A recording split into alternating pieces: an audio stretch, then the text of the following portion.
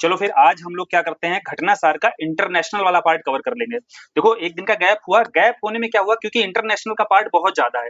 ठीक है, लगभग आप घटनासार का जो नई अपडेटेड बुक है, ये जनवरी से लेकर के जो जुलाई तक करंट अफेयर्स पूरा आया है, यह पूरा हम लोग यहाँ कवर कर रहे हैं और पूरा कंप्लीट कर लेंगे, टेंशन नहीं लेनी बिल्कुल। और सबसे ज्यादा पार्ट जो था वो नेशनल और इंटरनेशनल, लगभग आधी किताब आप देखोगे 200 पेजेस में से 110-12 पेज तो आपके नेशनल और इंटरनेशनल न्यूज ही कवर करते हैं। अब बात करते हैं यहाँ पर इंटरनेशनल न्यूज, नेशनल न्यूज हमने कर ली है और 2 पार्ट्स में की हुई थी। अब बची इंटरनेशनल न्यूज, तो इसको हम एक ही पार्ट में आज ही कंप्लीट करेंगे, भले ही लेंथी हो जाए वीडियो, थोड़ा सा लॉन्ग हो सकता है। ठीक है, लेकिन इसको 2x की स्पीड में लगाकर आपने पढ़ रखा होगा तो देखना है, पहली बार है तो भी आप उसको 1-1.5 घंटे में आप कंप्लीट कर सकते हो। और बहुत इंपॉर्टेंट न्यूज है इसमें, अच्छे से करते हैं। तो सबसे पहले देखो शुरू करते हैं, जो पहली न्यूज है, पहली न्यूज का देखो पेज नहीं लेकिन जो न्यूज है वो समझ लेते हैं, उससे क्या हमसे क्वेश्चन बनेंगे। ठीक है, तो पहली जो न्यूज है इंटरनेशनल के अंतर्गत, वर्ल्ड जो आपका सस्टेनेबल डेवलपमेंट रिपोर्ट आई है, तो बोले वर्ल्ड सस्टेनेबल डेवलपमेंट रिपोर्ट को लेकर के क्या क्या प्रश्न हमसे बनाए जा सकते हैं, इसको लेकर अगर आप तैयार हैं, चीजें याद हैं, तो एग्जाम में आपको क्या करना है, वही आउटपुट देना है अपना और वहीं पर अपना आंसर सही टिक करना है। चीजें वहां पर पूरी पूरी याद रहे जरूरी नहीं है, एटलीस्ट जो आपका आंसर है उस आंसर से रिलेटेड आपके पास कोई हिंट रहनी चाहिए, कोई निमोनिक अगर है आपके पास तो वो रहनी चाहिए। तो हम सारी न्यूज में मैक्सिमम कोशिश करेंगे कि वो हमें निमोनिक्स मिल जाए, वो तरीके मिल जाए जिसके माध्यम से हमें एग्जाम तक वो चीजें याद हो पाए। ठीक है, ये प्रयास करूंगा मैं कि वहां तक चीजें आपको तैयार करा दी जाए। चलिए फिर सबसे पहली रिपोर्ट हम देख लेते हैं। तो इसमें जैसे बात की गई है कि इस रिपोर्ट को लेकर के आपसे प्रश्न क्या क्या बन सकता है, एक तो जारीकर्ता को लेकर के, या कौन से आपके टॉप कंट्रीज हैं, यानी कि रैंकिंग में शीर्ष पर कौन से रहे, और फिर उसके बाद हो सकता है भारत की स्थिति या अंतिम। ठीक है, तो अब सतत विकास लक्ष्य को लेकर के कोई रिपोर्ट आई हुई है तो यह इस लिहाज से सब कुछ इसमें इंपॉर्टेंट हो जाता है। तो पहली चीज है कि इसको जारीकर्ता कौन है, तो जारीकर्ता बेहद आसान है याद रखना, यूनाइटेड नेशन जो सस्टेनेबल डेवलपमेंट सोल्यूशन नेटवर्क है। बोले सस्टेनेबल डेवलपमेंट सोल्यूशन इसमें आ ही रहा है तो आसान हो जाएगा जारीकर्ता को हिट करना वहां पर एग्जाम में, तो इतना कठिन है नहीं इसको। ठीक है, दूसरी बात आती है जो टॉप यानी कि शीर्ष कंट्रीज कौन कौन सी रही हैं, तो जो टॉप कंट्रीज रही हैं उसमें सबसे पहले स्थान पर रहा है आपका फिनलैंड, इसके बाद आपका स्वीडन आता है, फिर डेनमार्क आता है, फिर जर्मनी आता है। याद करने का देखो सबसे बढ़िया तरीका है, आपको याद रखना है फर्स्ट एसडीजी। ठीक है, क्या याद रखना है, एसडीजी की ही रिपोर्ट है तो ये याद रखना भी कठिन नहीं है। निमोनिक्स भी हम लोग ऐसे बनाएंगे जो याद रखने भी कठिन ना रहे, चैलेंजिंग ना रहे। जैसे फर्स्ट एसडीजी बनाया तो फर्स्ट इसलिए है क्योंकि एफ से आपका कौन सा कंट्री है, फिनलैंड है, और इसके आगे कौन से कंट्री है एसडीजी में, एस से आपका हो जाएगा स्वीडन, डी फॉर हो जाएगा डेनमार्क, जी फॉर हो जाएगा जर्मनी। ठीक है, टॉप 4 कंट्रीज आपको याद हो गए सतत विकास रिपोर्ट को लेकर के, बस आपको लिखना है first SDG. First means F, आपको उसका एब्रिविएशन लिखना है और फिर एसडीजी लिख देना है। ये पूरा एब्रिविएशन आपका दिखाता है कि टॉप 4 कंट्रीज कौन से रहे हैं इस रिपोर्ट के अनुसार। फिर इंडिया पर आते हैं, देखो इंडिया के बारे में या लास्ट कौन सा है इसको लेकर के एसडीजी का आपको एस पकड़ना है। ठीक है, एस पकड़ोगे, जैसे एसडीजी का आपने एस पकड़ा, ध्यान से देखना, विजुअलाइजेशन भी करते चलना, जैसे आपने एसडीजी का एस पकड़ा, एस से ही आपका 9 बन जाता है। ठीक है, तो 2 बार आपको 9 बना देना है, इससे भारत की रैंक आ जाएगी। ठीक है, एस पकड़ा, एस से आपने 9 बना दिया और 9 2 बार लिख दिया, यानी कि 99 जो है रैंक आपकी आई है एसडीजी रिपोर्ट को लेकर के। फिर बात करते हैं लास्ट, तो उसी एस को पकड़ना है और एस में ही छुपा हुआ है लास्ट आपका साउथ सुडान। लास्ट कौन सा है, साउथ सुडान है, वहां पर भी एस को ही पकड़ना है। तो ज्यादा तकलीफ तो हुई नहीं होगी यहाँ पर याद करने में, चाहे आपको जारी करता यहाँ पर टॉप के कौन से हैं, फर्स्ट एसडीजी याद किया, एफ एसडीजी, तो चारों याद हो गए टॉप के, और फिर आपको भारत की रैंक याद करनी है तो भैया एसडीजी का एस ही पकड़ लेना है, तो भारत भी याद हो जाएगा 99 रैंक है, और उसके बाद लास्ट भी याद हो जाएगा। ठीक है, इस पूरी रिपोर्ट 1-2 पन्ने में जो लिखी हुई थी इतना ही काम का है, और इतने काम की न्यूज आप निकाल लोगे उसके बाद आपका आंसर वहां पर गलत नहीं होगा, जो भी प्रश्न यहाँ से पूछा जाएगा। फिर जो आपके एसडीजी हैं सारे के सारे वो तो याद ही होंगे, एसडीजी 1 2 3 4 नहीं याद है तो उसको भी कराया गया है। ठीक है, और ये जो निमोनिक्स वगैरह रहती हैं ये आपके 6 दिनों के बाद एग्जाम है, एग्जाम में ये चीजें सारी याद आ जाएंगी, 2-3 बार रिवीजन हो जाएगा, अभी आप और देख लोगे तो एग्जाम में चीजें याद आएंगी, उसके बाद भूल जाना यार, उसके बाद काम की होती भी नहीं है। अगला जो इंडेक्स आया है ग्लोबल लिवेबिलिटी इंडेक्स है। ठीक है, यानी कि जो रहने योग्य शहर है इसको लेकर के जो आपका ये इंडेक्स निकाला जाता है, इसमें इंडेक्स के आधार पर आपको क्या जरूरी है जानना, 2 प्रमुख बातें यहां जाननी जरूरी होती है कि कौन सा ऐसा शहर है जो सबसे बेहतरीन है रहने के लिए और कौन सा ऐसा शहर है जो सबसे खराब है रहने के लिए। ठीक है, जो सबसे बुरी स्थिति जहां पर, तो कौन है पहले नाम देखते हैं, तो आपका है पहला है कोपेनहेगन, जहां पर स्थिति सबसे बेहतरीन है, सबसे अच्छा दुनिया का रहने योग्य शहर है, डेनमार्क की राजधानी आपकी कोपेनहेगन, इसी शहर को बोला गया है सबसे बेहतर शहर। दूसरा बोला गया है दमिश्क जो है यहाँ पर जो सबसे खराब स्थिति है जिसकी। ठीक, अब देखो बहुत आसान आसान है याद रखना। कैसे? कोपेनहेगन, यहाँ पर पेन पकड़ लेना है आपको, ठीक है। जहां भैया कोई पेन ना हो, कोपेन मतलब कोई पेन ना हो जहां पर, जिस शहर में, तो वही सबसे अच्छा शहर हो जाएगा, तो कोपेनहेगन आपको याद आ जाएगा ऐसे। फिर भैया जहां दम घुटेगा वो शहर खराब होगा, दमिश्क से आपने याद कर लिया, दम जहां पर घुटेगा जिस शहर में, वो सबसे खराब शहर हो जाएगा। दोनों कंट्री, दोनों शहर आपको याद हो गए। और ये शहर किसके हैं? ग्लोबल जो लिवेबिलिटी आपका इंडेक्स है, इसमें सबसे बेहतर शहर और सबसे खराब शहर, ठीक। इतनी काम की न्यूज थी और याद भी हो रही होगी साथ के साथ। यहाँ प्रयास यही है कि चीजें जितनी मैक्सिमम से मैक्सिमम चीजें यही वीडियो के साथ याद हो जाएं। और अगर याद हुआ करें तो कमेंट वगैरह कर दिया करो यार, थोड़ा पता तो चला करें, हाँ चीजें याद हो रही हैं, ये एवं ही जा रही हैं चीजें हवा में, ठीक है। फिर अगला है नाटो शिखर सम्मेलन। अब नाटो बहुत ज्यादा चर्चा में रहा है, अभी भी देखो नाटो की चर्चा हुई है। जब आपने सुना होगा कि नाटो के जो महासचिव हैं आपके, मार्क रुट्टे, क्या नाम है? मार्क रुट्टे, जो अभी महासचिव हैं, इनके द्वारा स्टेटमेंट भी अभी लेटेस्ट दिया गया है, जो हाल ही की न्यूज है कि इंडिया, चाइना और ये ब्राजील जैसे देशों को भुगतना पड़ेगा, है ना, जो रशिया के साथ में जो आपका बॉन्ड बन रहा है, जिनका बेहतर संबंध है, इनको लेकर के नाटो का स्टेटमेंट भी आया रशिया यूक्रेन वॉर के पश्चात में। तो चलो ये तो रुट्टे चर्चा में थे ही, महासचिव आपको याद रखने हैं, लेकिन ये न्यूज है जो 34वां नाटो शिखर सम्मेलन हुआ, यानी कि जून के महीने में ही आपका नाटो शिखर सम्मेलन होता है। और कौन सा है? 34वां। देखो बहुत बढ़िया तरीका है याद रखने का। 34वां कैसे याद रहेगा? नाटो लिखा आपने, नाटो में अल्फाबेट कितने हैं? अल्फाबेट है 4, है ना, और 4 के पहले क्या 3 आता है, बस ऐसे याद रहेगा हमें कि नाटो कौन सा है, ये 34वां है, ठीक है। वहां पर अगर 33, 32 और इस तरीके से आ जाएगा ना, तो नाटो आपको याद रखना है, अल्फाबेट लिखने हैं 4, इसके पहले 4 के पहले आता है 3, तो ये हो गया 34वां। ये भी याद रख सकते हो आप इस तरीके से। अब बात आती है इसके बाद हुआ कहां पर है, दूसरा पूछा जाएगा कि कहां पर हुआ ये, ठीक है। यह सम्मेलन का आयोजन कहां पर हुआ? तो नीदरलैंड के हेग में हुआ है। हेग में और एक चीज याद की थी हम लोगों ने कि इंटरनेशनल कोर्ट ऑफ जस्टिस, जब यूएन के हमने 6 पार्ट्स देखे थे ना, तो संयुक्त राष्ट्र के 6 प्रमुख अंग देखे थे, उसमें एक आईसीजे था। अब इंटरनेशनल कोर्ट ऑफ जस्टिस का मुख्यालय कहां पर था? यही नीदरलैंड के हेग में था, जहां पर ये नाटो का पहली बार सम्मेलन हुआ, पहली बार हुआ है ये नीदरलैंड में, क्लियर। अब इसके बाद में देखो नाटो से संबंधित हमने देखा 34वां सम्मेलन है और पहली बार ये हो रहा है। और यहाँ पर बैठक में यह सहमति जताई गई है कि जितने नाटो मेंबर्स हैं, अभी नाटो मेंबर्स कितने हैं भाई? नाटो मेंबर्स हैं 32, ठीक है। आपने पढ़ा भी होगा कि स्वीडन जो है लेटेस्ट 32वां मेंबर बना हुआ था, पिछली बार जब न्यूज पड़ी होगी करंट की, तो अभी वर्तमान समय में यह सहमति बनी है कि जितने सारे के सारे मेंबर्स हो ना, सभी को अपनी जीडीपी का 5% तक लाना है अपने खर्च के मामले में, ठीक है। कहां पर? नाटो के संबंध में, ठीक है। नाटो का जो रक्षा बजट है, क्योंकि आपको पता होना चाहिए कि नाटो के किसी भी एक कंट्री पर अगर कोई भी देश हमला करता है तो सामूहिक रूप से सभी नाटो के सभी मेंबर पर हमला माना जाता है, तो इसीलिए रक्षा बजट का जो भी है, रक्षा व्यय है, उसको 5% तक लाना है। इस पर सभी नाटो देशों के बीच सहमति बनी है। कहां सहमति बनी है? हेग में आपका हुआ है। और नाटो कौन सा है? 34वां है। अब अगला अगर आपसे पूछा जाए नाटो कहां होने, किसको अध्यक्षता दी जाएगी अगले नाटो के लिए? तुर्की को दी जाएगी, ठीक है। अगली नाटो शिखर सम्मेलन की अध्यक्षता कौन करेगा? तुर्की करेगा। और ये कुछ बातें हुई है कि नाटो में भाई सहयोगकर्ता देश कौन से रहते हैं, तो पता होना चाहिए सबसे ज्यादा सहयोगी कौन होगा नाटो का? अमेरिका होगा, फिर जर्मनी होगा, ठीक है। तो अमेरिका के पास मनी सबसे ज्यादा है, बस ऐसे याद रखो। तो 2 कंट्री ऊपर के टॉप 2 कम से कम याद होने चाहिए, अमेरिका मनी मतलब जर्मनी, ठीक। अब आगे चलते हैं, अगला इंडेक्स देखते हैं। अगला इंडेक्स कौन सा है? शांति सूचकांक है। अब शांति सूचकांक याद रखना बहुत आसान है। देखो एक तो इसका जारी करता बेहद आसान है, institute for economic and peace. अब पीस वहीं पर नाम में दिया हुआ है तो कतई गेस करना भी कठिन नहीं होगा। बात आती है इसमें रैंकिंग की, और टॉप किसने किया है? देखो शांति में हमेशा ही, यानी कि शांति में हमेशा ही आइसलैंड ही टॉप कर रहा है, लगातार देख रहे हो, ठीक है। और आइस, जहां आइस ही आइस होगी, हमने गेस कैसे किया, ऐसे याद करना है इसको, जहां आइस ही आइस होगी, चारों तरफ बर्फ ही बर्फ होगी, वहां पर शांति तो रहेगी ही रहेगी। तो बोले आइसलैंड जो है आपका शांति सूचकांक में टॉप करता है, इसीलिए आइसलैंड आपने कंट्री याद कर लिया। फिर बात आती है भारत की रैंक यहाँ पर कितनी है भाई? भारत की यहाँ पर रैंक आई है 115, इसको याद कर लेना है, ठीक है। देखो पीस लिखना है आपको, क्या लिखना है? पीस लिख दिया। जैसे वहां पर नाटो लिखा ना आपने अल्फाबेट के, ये भी एक तरीका होता है कि अल्फाबेट के बेस पर भी आप याद रख सकते हो, एटलीस्ट गेस कर सकते हो। वहां 112, 13, 14, 15 ऐसे अगर आएगा ना एग्जाम में, तो पीस में कितने अल्फाबेट हैं? 5 है कि नहीं? तो 5 लिख दिया, आगे आपको एक एक लिख देना है भाई, 115। तो एटलीस्ट वहां 112, 13, 14, 15 इस तरीके की रैंक जब दी होगी तो 115 आप अच्छे से गेस कर सकते हो। आपने ये देखा भाई पीस में पूछा जा रहा है भारत की रैंक क्या है, तो 115 भारत की रैंक है, हमने इजिली यहाँ पर गेस कर लिया। और किसने टॉप किया है? आइसलैंड ने टॉप किया है, ठीक है। फिर अगली न्यूज है ऑपरेशन मिडनाइट हैमर की। देखो मिडनाइट हैमर आपको पता होगा कि जो ईरान और इजराइल का जब युद्ध हो रहा था, तो ईरान इजराइल के युद्ध के समय ही, हाँ देखो ये भी पूछा जा सकता है आगे, हालांकि मिलेगा इसमें आगे न्यूज में है कि ऑपरेशन राइजिंग लायन जो चलाया गया और 2 प्रॉमिस 3 चलाया गया, उसके बदले में ईरान के द्वारा जो प्रतिक्रिया दी गई, इसी संदर्भ में अमेरिका के द्वारा भी वार्न किया जा रहा था लगातार न्यूक्लियर साइट्स को खत्म करने के संदर्भ में।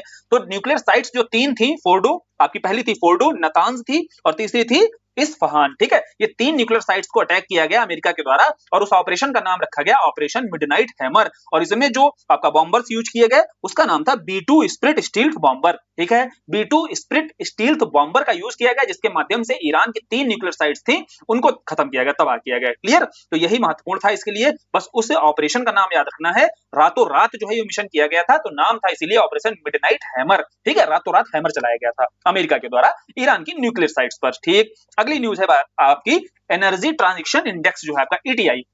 देखो एनर्जी ट्रांजैक्शन इंडेक्स जो है जारी करता है, इसका महत्वपूर्ण है, वर्ल्ड इकोनॉमिक फोरम है, ठीक है। एनर्जी ट्रांजैक्शन इंडेक्स जो है महत्वपूर्ण जारी करता है, तो याद रखना आसान होगा कि एनर्जी ईटीआई जो है आपका, इसको जारी करता है वर्ल्ड इकोनॉमिक फोरम। अब बात आगे करते हैं कि इसमें जो देश हैं आपके, किन कंट्रीज ने यहाँ पर टॉप किया है, तो बढ़िया क्या तरीका है। देखो एनर्जी आपने, एनर्जी जैसे आपको एनर्जी मिलेगी तो आप क्या हो जाएगा, आप सुपर फास्ट एकदम चार्ज हो जाओगे, तो आप सुपर फास्ट स्थिति में आ जाओगे। तो सुपर फास्ट एस एफ आपको याद रखना है, एस मतलब है आपका स्वीडन, एफ मतलब है फिनलैंड। एटलीस्ट 2 कंट्री याद रहेंगे, अगर टॉप 3 भी पूछ देगा 3 भी आ जाएगा, क्रम कौन सा गलत है सही है, अगर थोड़ा कठिन बनाएगा क्वेश्चन को तो आप यहाँ बता सकते हो। एनर्जी ट्रांजैक्शन इंडेक्स में क्या रैंक है भाई, टॉप 2 की आपका स्वीडन है, फिनलैंड है, तीसरा फिर डेनमार्क है आपका। जारी कौन करता है, आपका वर्ल्ड इकोनॉमिक फोरम जारी करता है, ठीक है।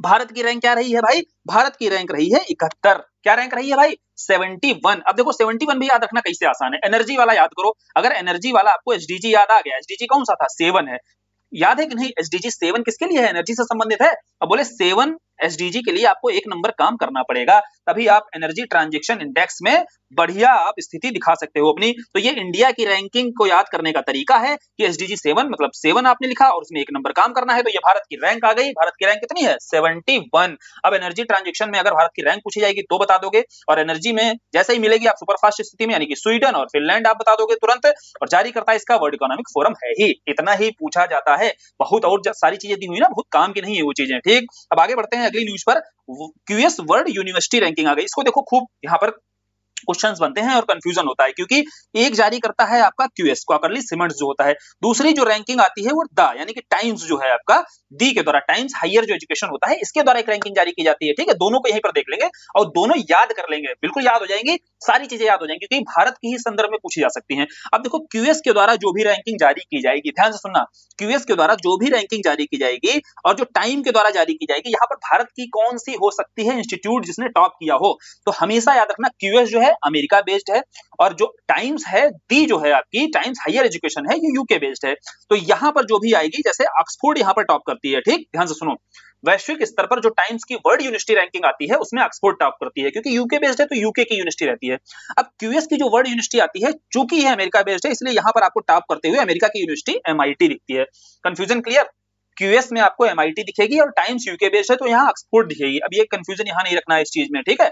दूसरी बात आती है, जब एशिया के आधार पर आती है, एशिया में कौन सी टॉप कर रही होती है, तो टाइम्स में आपको याद रखना है, देखो टाइम्स में आपका क्या आ रहा है, एस आ रहा है, ठीक है। टाइम्स में आपको एस या टाइम्स ऐसे नहीं याद रखना, देखो टाइम किसका चल रहा है, बोले टाइम चल रहा है साइंस का, है ना, आज के समय टाइम किसका है, साइंस का है, तो बोले टाइम्स वाली जो रहती है यहाँ पर भारत की साइंस ही टॉप पे रहेगी। Indian institute of science Bengaluru ये टॉप करती है टाइम्स वाली में, ठीक है। टाइम किसका चल रहा है, साइंस का चल रहा है, तो इंडियन इंस्टीट्यूट ऑफ साइंस आपने याद रखा है ऐसे। अब इसके अलावा जब क्यूएस वाले पर जाओगे तो यहाँ पर आपको आईआईटी दिल्ली मिलेगी, ठीक, समझ में आया। भारत की यहाँ से टॉप करती हुई कौन दिखाई देगी, आईआईटी दिल्ली दिखाई देगी, चाहे ये वर्ल्ड की हो चाहे एशिया की हो, ठीक, समझना बात को, चाहे वर्ल्ड की यूनिवर्सिटी रैंकिंग हो वहां भी आईआईटी दिल्ली ही यहाँ टॉप करेगी, और चाहे एशिया की होगी वहां भी आईआईटी दिल्ली ही टॉप करेगी, कोई कंफ्यूजन नहीं रखना, एकदम क्लियर रखना है क्यूएस वाले में।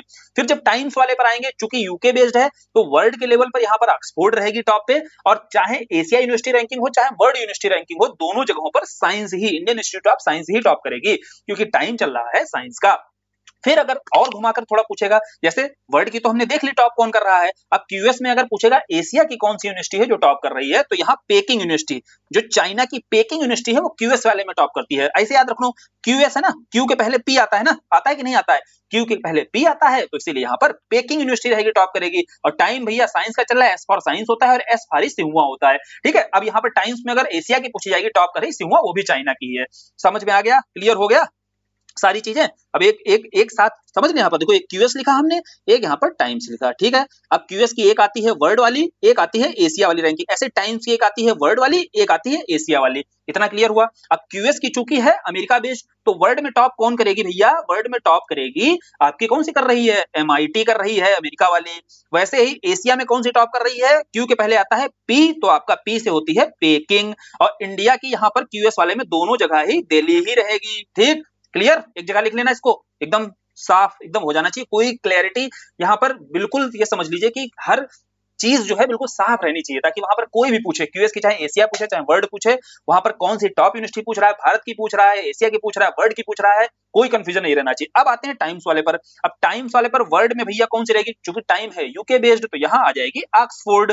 और टाइम में अगर एशिया की पूछेगा तो भैया एशिया में आपको बता देना है कि एशिया में यहाँ पर सिहुआ है। और टाइम किसका चल रहा है, साइंस का चल रहा है। यहाँ दोनों जगह पर Indian institute of science Bengaluru, क्योंकि वहां जब भैया Indian institute of science Bengaluru, IIT Delhi, IIT Madras सब लिखा होगा ना, तब वहां कंफ्यूजन होता है। लेकिन जब ये कंफ्यूजन वाली चीजें बनेगी ही नहीं, रहेंगी ही नहीं, तो फिर कितना भी घुमाकर पूछ ले, आंसर हमारा सही होगा। ठीक है, तो वर्ल्ड यूनिवर्सिटी रैंकिंग हो गई क्लियर, क्यूएस के साथ साथ टाइम्स भी एक साथ बता दिए यहाँ पर। आगे बढ़ते हैं, अगला है वर्ल्ड बेस्ट हॉस्पिटल। अब ये हॉस्पिटल के मामले में ऐसे ही गेस कर सकते हो, इंडिया में सबसे बेहतरीन हॉस्पिटल की सुविधा कहाँ मिलती है, तो बोले एम्स जो दिल्ली का है। ठीक है, भले ही 97वें स्थान पर है विश्व स्तर पर, लेकिन एम्स जो दिल्ली का है सबसे बेहतरीन। बाकी फिर अगर विश्व के स्तर पर देखा टॉप किसने किया है, तो आप बता सकते हो माई क्लिनिक पे, है ना। सब बोलते हैं डॉक्टर कहता है क्या है, माई क्लिनिक, मेरे क्लिनिक पर आओ, है ना, तो वहां सबसे अच्छी सुविधा मिलेगी। तो ऐसे ही याद रखने के लिए बताया है कि दुनिया का अगर सबसे बेहतरीन हॉस्पिटल माना गया है तो मायो क्लिनिक है अमेरिका का, जिसको शीर्ष स्थान दिया गया। मायो क्लिनिक मतलब माई क्लिनिक से याद रखना है, मायो क्लिनिक जो टॉप किया है जिसने।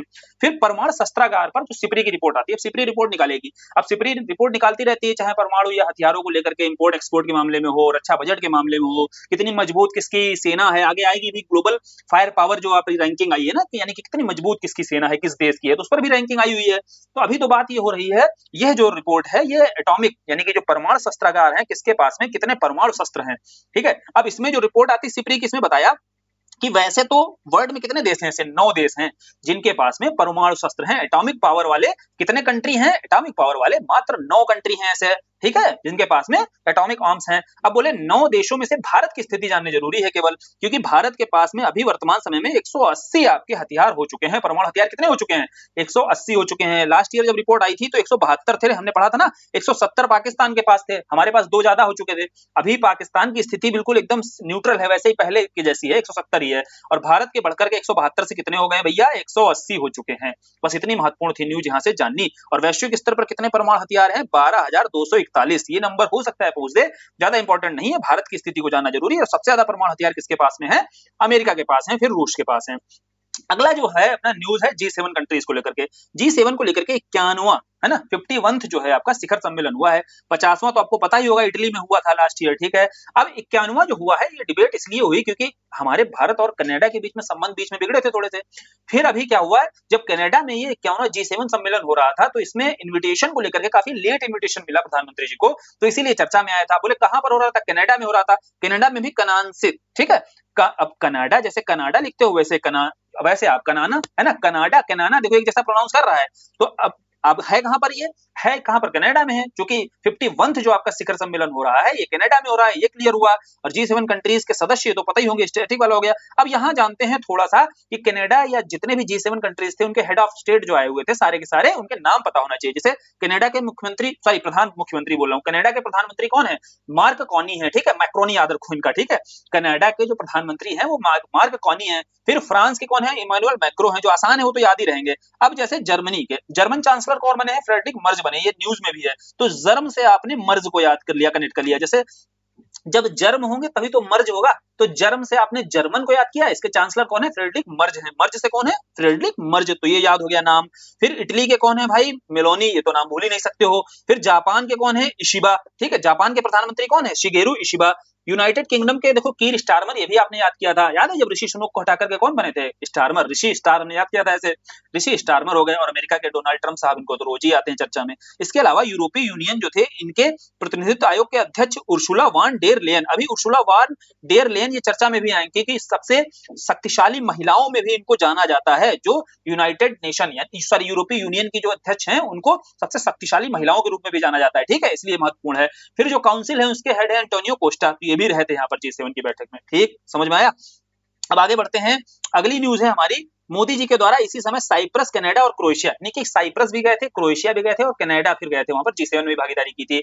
साइप्रस क्यों गए थे, क्योंकि भारत पाकिस्तान का जब अभी ऑपरेशन सिंदूर के समय स्थिति बनी थी तो तुर्की के द्वारा पाकिस्तान को बहुत सपोर्ट किया गया था, देखा होगा आपने। अब तुर्की को बैलेंस करना बहुत जरूरी था, तो भारत की जियोपॉलिटिकल समझ देखते हुए ही यहाँ पर भारत प्रधानमंत्री के द्वारा पहली साइप्रस की यात्रा की गई।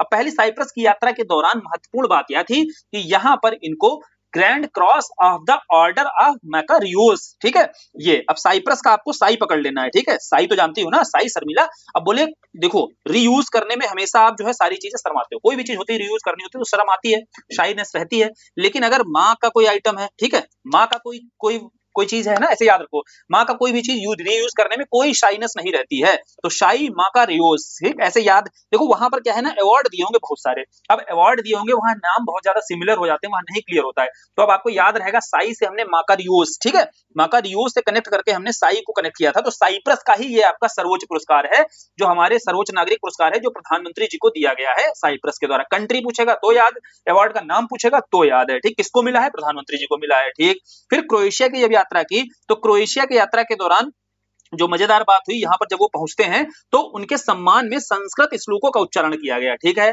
ये महत्वपूर्ण है। यहाँ पर जब प्रधानमंत्री जी क्रोएशिया की यात्रा करते हैं तो वहां पर इनके, आपने देखा होगा वीडियो भी वायरल हुआ था वो, कि इनके स्वागत में संस्कृत के श्लोकों का उच्चारण किया गया। और वहां की एक यूनिवर्सिटी महत्वपूर्ण है, जो क्रोएशिया की ही जाग्रेब यूनिवर्सिटी है, क्योंकि सीधा कंट्री पूछेगा कि जाग्रेब यूनिवर्सिटी कहां पर है, तो जो जाग्रेब यूनिवर्सिटी है, यहाँ पर हिंदी पीठ की एक स्थापना की गई है, ठीक है, महत्वपूर्ण है। कल्चर से जुड़ा हुआ कोई भी अगर न्यूज करंट का चर्चा में आता है तो वो महत्वपूर्ण हो जाता है। अभी के समय ट्रेंड यही है कि ये न्यूज जितनी भी आती है इसी चर्चा में, तो उनको जरूर याद रखना है। कंट्री याद रखना है क्रोएशिया, ठीक है, और ये जाग्रेब यूनिवर्सिटी याद रखनी है किस देश से संबंधित है, और हिंदी पीठ की चूंकि यहाँ स्थापना की गई है, ठीक है। फिर अगली न्यूज है भाई बॉन क्लाइमेट चेंज को लेकर के, थोड़ा स्पीडी रिवीजन रखेंगे, बहुत स्लो स्लो नहीं करेंगे, डिटेल से एकदम पढ़ते हुए चल रहे हैं, इतना टाइम भी नहीं है और इतनी चीजें हम पढ़ते चल रहे हैं जो महत्वपूर्ण है न्यूज, एक एक लाइन तो पढ़ने की यहाँ जरूरत है नहीं, है कि नहीं। अब आगे आते हैं बॉन का क्लाइमेट चेंज को लेकर के सम्मेलन हुआ। देखो जर्मनी का बॉन शहर है, वहां पर जलवायु परिवर्तन को लेकर सम्मेलन बेसिकली इसलिए होता है कि क्लाइमेट चेंज को लेकर के अगर गंभीर नहीं हो तो हो जाओ भाई। और यूएनएफसीसी के द्वारा ही ये कराया जाता है कि जो भी स्टेप्स उठाने हैं उनको सीरियस होकर उठाने की जरूरत है, क्योंकि क्लाइमेट चेंज के चलते जो नेगेटिव इंपैक्ट देखने को मिल रहा है उस पर गंभीरता लानी बहुत जरूरी है। इसके चलते जो यूएनएफसीसी का आपका कॉप होता है, कॉप 30, तो कॉप 30 कहां पर होने वाला है पता होना चाहिए आपका, ब्राजील के बेलन शहर में होने वाला है। अब कॉप 29 भी पता होना चाहिए, कॉप 29 कहां पर हुआ है, अजरबैजान के बाकू में हुआ है, ठीक है। समझे, सीधा पूछेगा यही, कॉप 29 कहां हुआ है, अजरबैजान के बाकू में हुआ है। और कॉप 30 कहां होने जा रहा है, ब्राजील के भैया बेलन शहर में होने जा रहा है, ठीक है। अगली न्यूज है जेंडर गैप को लेकर के, global gender gap report world economic forum, यह भी किसके द्वारा जारी किया जाता है, डब्ल्यूईएफ के द्वारा। दो महत्वपूर्ण न्यूज हमने देखी रिपोर्ट, एक तो एनर्जी ट्रांजैक्शन इंडेक्स देखा हमने, ये वर्ल्ड इकोनॉमिक फोरम के द्वारा, दूसरा ग्लोबल जेंडर गैप रिपोर्ट, ये भी किसके द्वारा, वर्ल्ड इकोनॉमिक फोरम के द्वारा। ये महत्वपूर्ण रिपोर्ट है जो वर्ल्ड इकोनॉमिक फोरम के द्वारा जारी की जाती हैं, ये दोनों पूछी जा सकती हैं। अब बात आती है यहाँ पर भारत की क्या रैंक रही है। देखो भैया ग्लोबल जेंडर गैप इंडेक्स ऐसे लिखना है, ग्लोबल जेंडर गैप रिपोर्ट या कुछ भी लिख देना, 3 जी दिख रहे हैं, बस 3 आपको लिख देना है, आगे एक लगाना है पीछे एक लगाना है, ये भारत की रैंक आ जाएगी, ठीक है। आपको लिखना है ग्लोबल जेंडर गैप रिपोर्ट, 3 जी लिखने हैं, और 3 जी लिखने हैं तो 3 रिपीट हो रहे हैं तो 3 लिखा हमने, आगे पीछे एक लगा दिया, ये भारत की रैंक आ गई। अब इसके बाद में इसमें टॉप किसने किया है, देखो भाई टॉप करना बहुत आसान है। जैसे पीस हमने देखा था, बोले पीस में कौन सा था, बोले जहां चारों ओर आईसी आइस रहेगी वहां शांति बहुत रहेगी, बोले चारों ओर शांति है, बोले पीस है। इसका मतलब है कि वहां पर ग्लोबल जेंडर गैप यानी कि कोई भी महिला और पुरुष, है ना, झगड़ा नहीं हो रहा होगा, लड़ाई नहीं हो रही, बिल्कुल कोई असमानता नहीं होगी महिला पुरुष के बीच में, तो बोले यही देश होगा आइसलैंड ही। तो आइसलैंड ही आपका जेंडर गैप में भी टॉप करेगा, आइसलैंड ही आपका पीस में भी, शांति भी, शांति बहुत है क्योंकि वहां पर कोई भी जेंडर गैप नहीं है, महिला और पुरुष के बीच में कोई भेदभाव नहीं, इसलिए वहां पर बहुत शांति है। और दोनों कहां पर है, आइसलैंड कंट्री है आपका, ये भी याद रखना आसान है। और अंतिम स्थान किसका आया है इसमें, यानी कि वैश्विक स्तर पर जो आपको देखना है लैंगिक असमानता सबसे ज्यादा कहां पर है, तो पाकिस्तान है इसमें, क्लियर। सबसे लास्ट कौन सा है, पाकिस्तान है। आगे बढ़ते हैं, अगली न्यूज को देखते हैं। अगली न्यूज है निकारागुआ को लेकर के। निकारागुआ के बारे में है कि मत्स्य पालन सब्सिडी समझौते को स्वीकार करने वाला 101वां देश, यानी कि मत्स्य पालन को लेकर देखो बहुत सारी हानिकारक मछलियां होती थी, इनको पकड़ने को लेकर के प्रथाओं पर रोक लगाया जाएगा, ताकि ओशियन जो ब्लू इकोनॉमी को लेकर के जो प्रयास किए जा रहे हैं वहां पर उसकी डायवर्सिटी को, संसाधनों के संरक्षण के संदर्भ में कदम उठाया जा रहा है। इस पर मत्स्य पालन सब्सिडी समझौता हो रहा है देशों के बीच में। बात यहाँ पर आएगी, सीधा प्रश्न बनेगा कि इस पर समझौते पर स्वीकार करने वाला, समझौते को स्वीकार करने वाला 101वां देश कौन सा बना है, तो निकारागुआ है। बहुत आसान, कैसे देखो टॉप 100 जो होते हैं ना, बोले टॉप 100 तो लायक होते हैं, लेकिन जैसे 100 के ऊपर 101वां आ जाता है वहां से नाकारा शुरू हो जाते हैं, लोग शुरू हो जाते हैं ऐसे ही, मतलब याद रखने के लिए कि 101 से नाकारा लोग शुरू हो जाते हैं, नाकारा सुनने याद कर लिया, निकारागुआ। तो 101वां देश कौन सा है, निकारागुआ है, नकारा करके चाहे निकारागुआ करके याद कर लो, क्वेश्चन यहीं से उठेगा सीधा अगर उठेगा। फिर यूनेस्को के द्वारा देखो 16 नए भू पार्क, जियो पार्क जो होते हैं बेसिकली यहाँ पर जैसे बहुत सारे आपको अद्वितीय तरीके की ज्वालामुखी श्रृंखलाएं दिख सकती हैं, चट्टानी संरचना दिख सकती है, जीवाश्म स्थल दिख सकता है, ठीक है, बेसिकली नेचुरल हेरिटेज समझ लो, नेचुरल हेरिटेज से बहुत सारी नेचुरल साइट्स दिख सकती हैं जिसके चलते उनको संरक्षण दिया जाता है यूनेस्को के द्वारा। इसी स्तर पर भारत में अभी एक भी आपको याद रखना है कि यूनेस्को के जियो पार्क्स में एक भी भारतीय स्थल शामिल नहीं है। न्यूज ये है कि वैश्विक स्तर पर 16 नए जो है वैश्विक जियो पार्क की घोषणा की गई है। टोटल हो चुके हैं 229। ठीक है, टोटल 229 वैश्विक स्तर पर जियो पार्क हो चुके हैं। नए अभी नवीन 16 ऐड हुए हैं। भारत का एक भी जियो पार्क नहीं है। बस इससे ज्यादा ये न्यूज महत्वपूर्ण नहीं है। अगली न्यूज है global data centre market comparison report को लेकर के। देखो global data centre comparison report जारी कौन करता है? कुसमैन एंड वेकफील्ड। कुसमैन एंड वेकफील्ड के द्वारा जारी किया जाता है। बेसिकली एआई वगैरह को लेकर के या कंप्यूटिंग क्लाउड कंप्यूटिंग को लेकर के, डेटा संग्रहण को लेकर क्या क्षमताएं हैं, किस आधार पर कार्य कर रही है, ठीक है, वहां के शहर। तो उन शहरों में अगर भारत की ओर से किसी शहर ने निर्माणाधीन डेटा सेंटर क्षमता के मामले में कहां पर स्थिति है? मुंबई की यहाँ पर 6वीं स्थिति है। ठीक, ध्यान रखना। यहाँ पर टॉप 5 में पांचों के पांचों अमेरिका के देश हैं जिन्होंने इस तरीके के डेटा सेंटर क्षमता में अपनी स्थिति दर्शाई है। तो टॉप 5 में आपको याद रखना है सभी पांचों हैं अमेरिका के। फिर 6वें स्थान पर जो आया है वो आपका मुंबई देखने को मिलता है। ठीक है, आगे बढ़ते हैं अगली न्यूज पर। ये देखो रैंक भी दी हुई है और पहला स्थान किसका है? वर्जीनिया का है, फिर अटलांटा है, कोलंबस, डलास, फिनिक्स, ये अमेरिका के हैं। इनकी क्षमताएं आगे दी हुई हैं। और भारत का क्या है? 6वां स्थान है मुंबई का, जिसकी 335 मेगावाट क्षमता है डेटा सेंटर के मामले में। क्लियर बात है।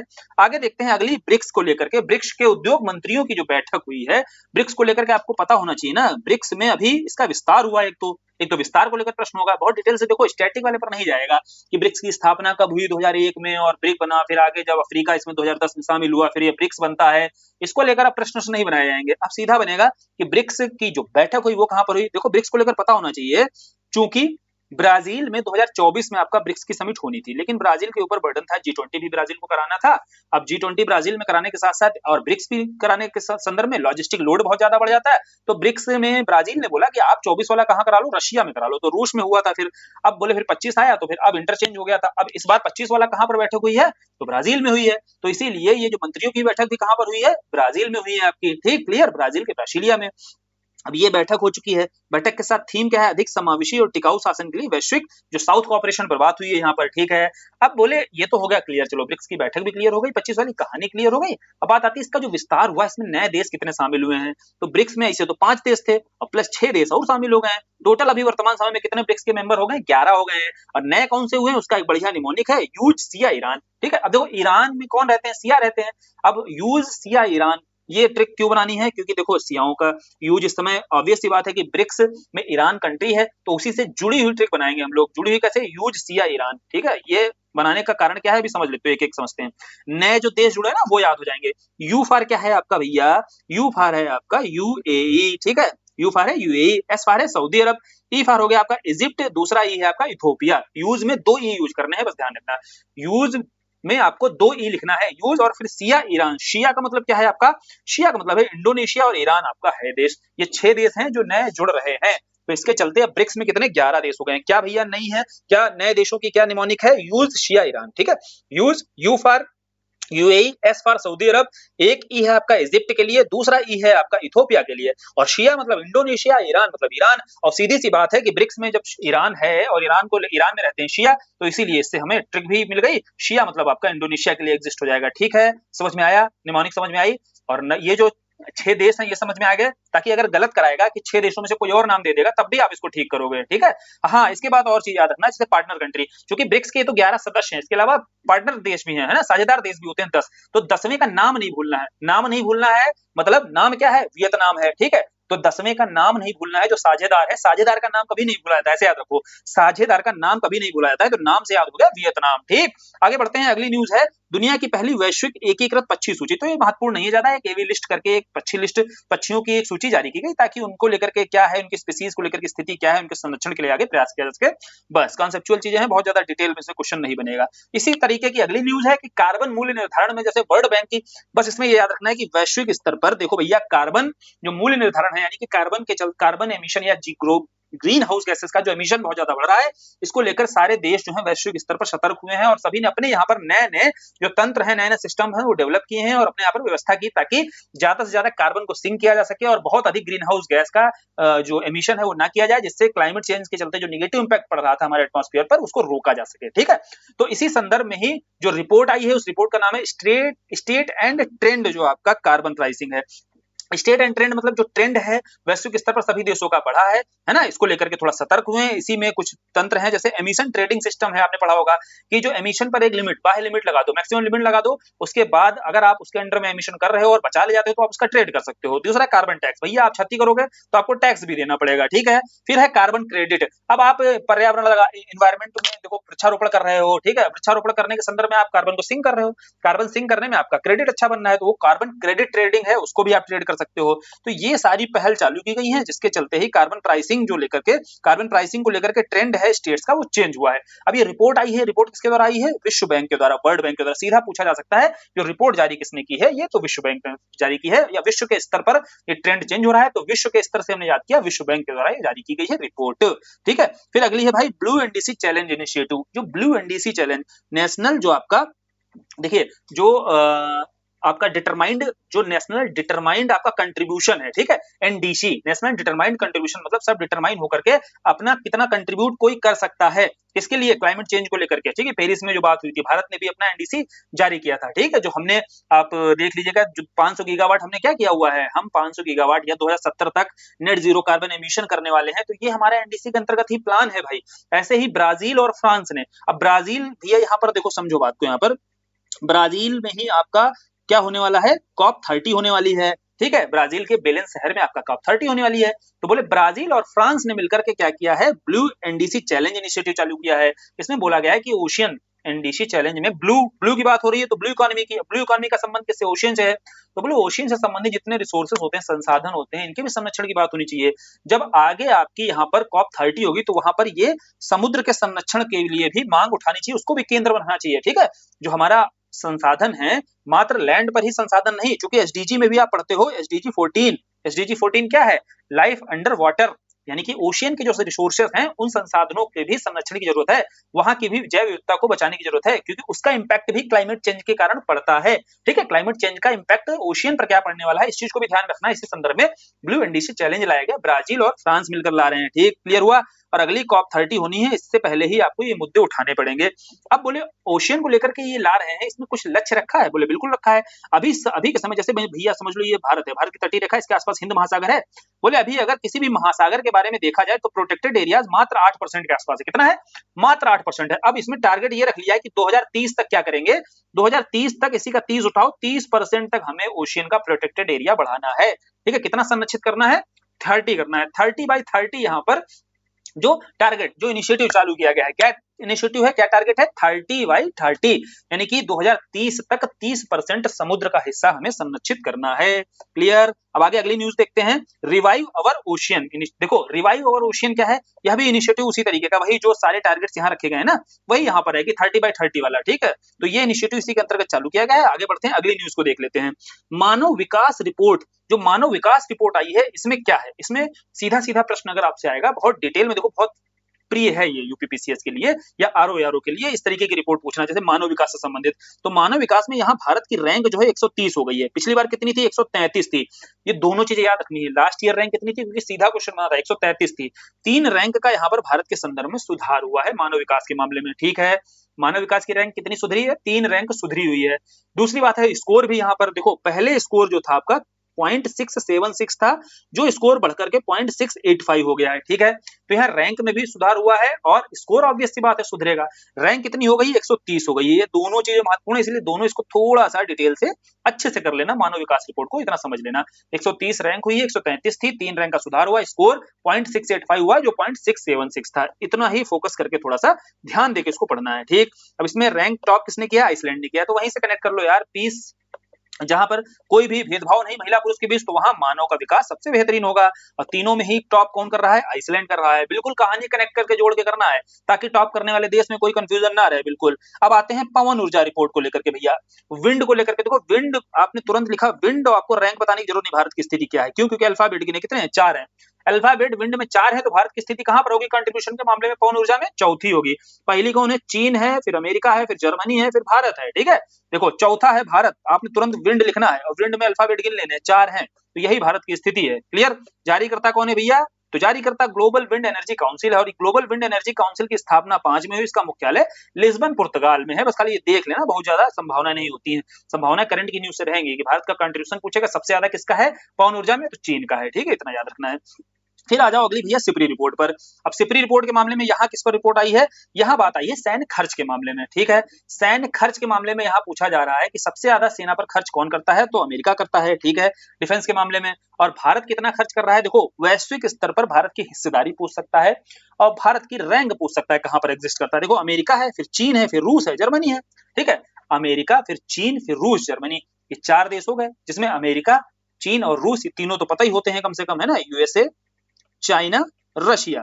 और यही तीनों देखो कंट्रीब्यूशन के मामले में भी आपको बताना है, रक्षा खर्च में भी बताना है। लेकिन अगर आगे अभी आएगी सिपरी की रिपोर्ट में, अगर सेना किसकी ताकतवर है, तो अमेरिका की तो सबसे ज्यादा ताकतवर है, लेकिन यहाँ दूसरे स्थान पर चीन नहीं, दूसरा स्थान रूस का है, फिर चीन आता है। टॉप 3 यही रहते हैं, यूएसए, चीन, रूस। ये होगा रक्षा बजट पर जो खर्च कर रहे हैं। ठीक है, रक्षा बजट पर अपने यहाँ पर जो खर्च करने के मामले में वैश्विक स्तर पर जो कंट्रीब्यूशन के मामले में देखा जाए तो सबसे ज्यादा तो अमेरिका का है, उसको तो कोई पा ही नहीं रहा है, वो तो बहुत ऊपर है, बहुत बड़ी चीज है।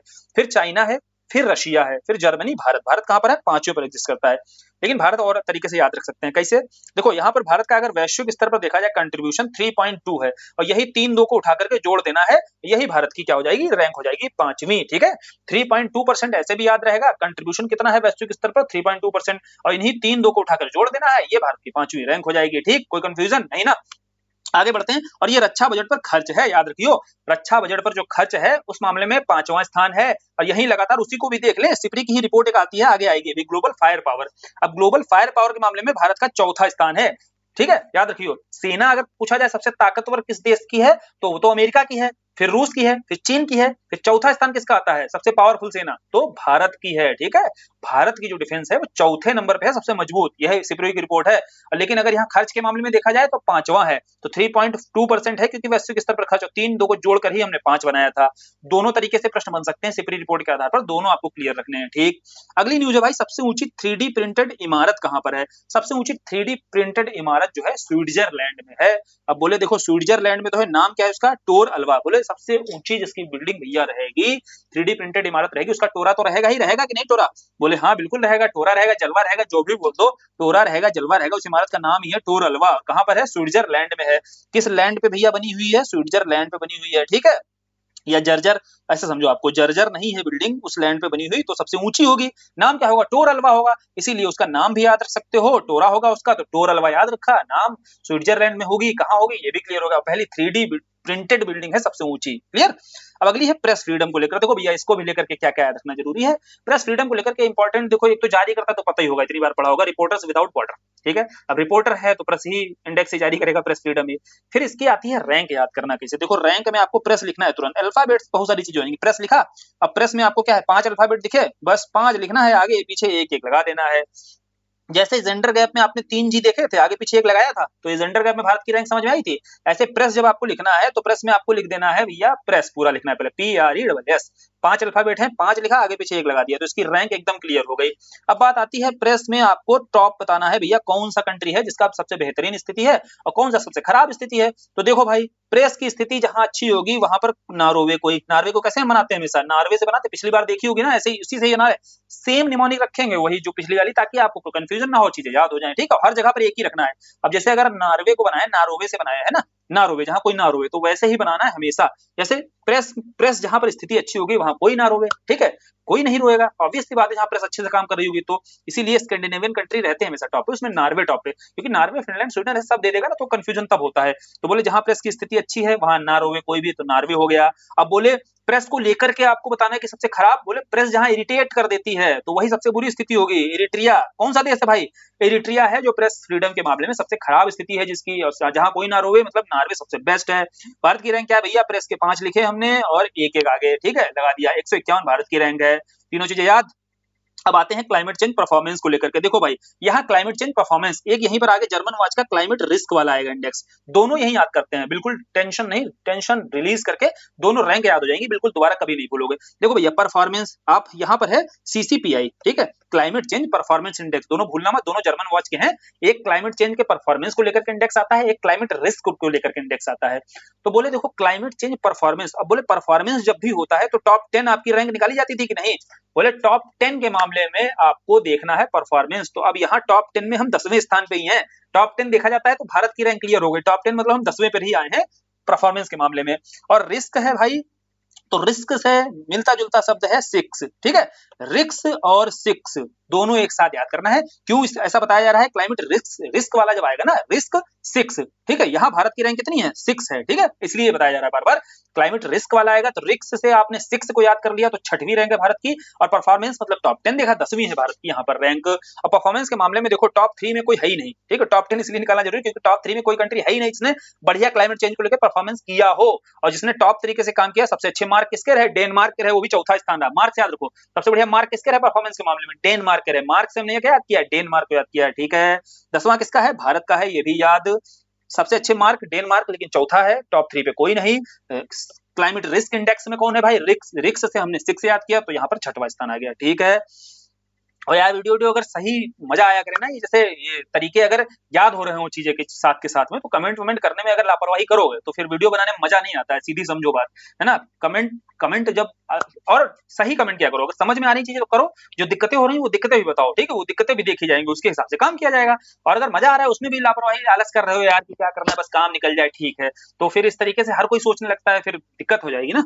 चलो फिर आगे चलते हैं, अगला देखते हैं। अगला है हमारा, अमेरिका के 12 देशों के नागरिकों के प्रवेश पर पूर्ण प्रतिबंध लगाए गए। अमेरिका ने क्या किया है? 12 देश हैं जिन पर पूर्ण प्रतिबंध लगा दिया है। कोई खास यहाँ पर न्यूज है नहीं, भारत से संबंधित है नहीं, तो ज्यादा महत्वपूर्ण भी नहीं है। फिर सऊदी अरब में आते हैं। सऊदी अरब में पहला एआई डॉक्टर क्लिनिक। देखो यहाँ पर न्यूज क्या है?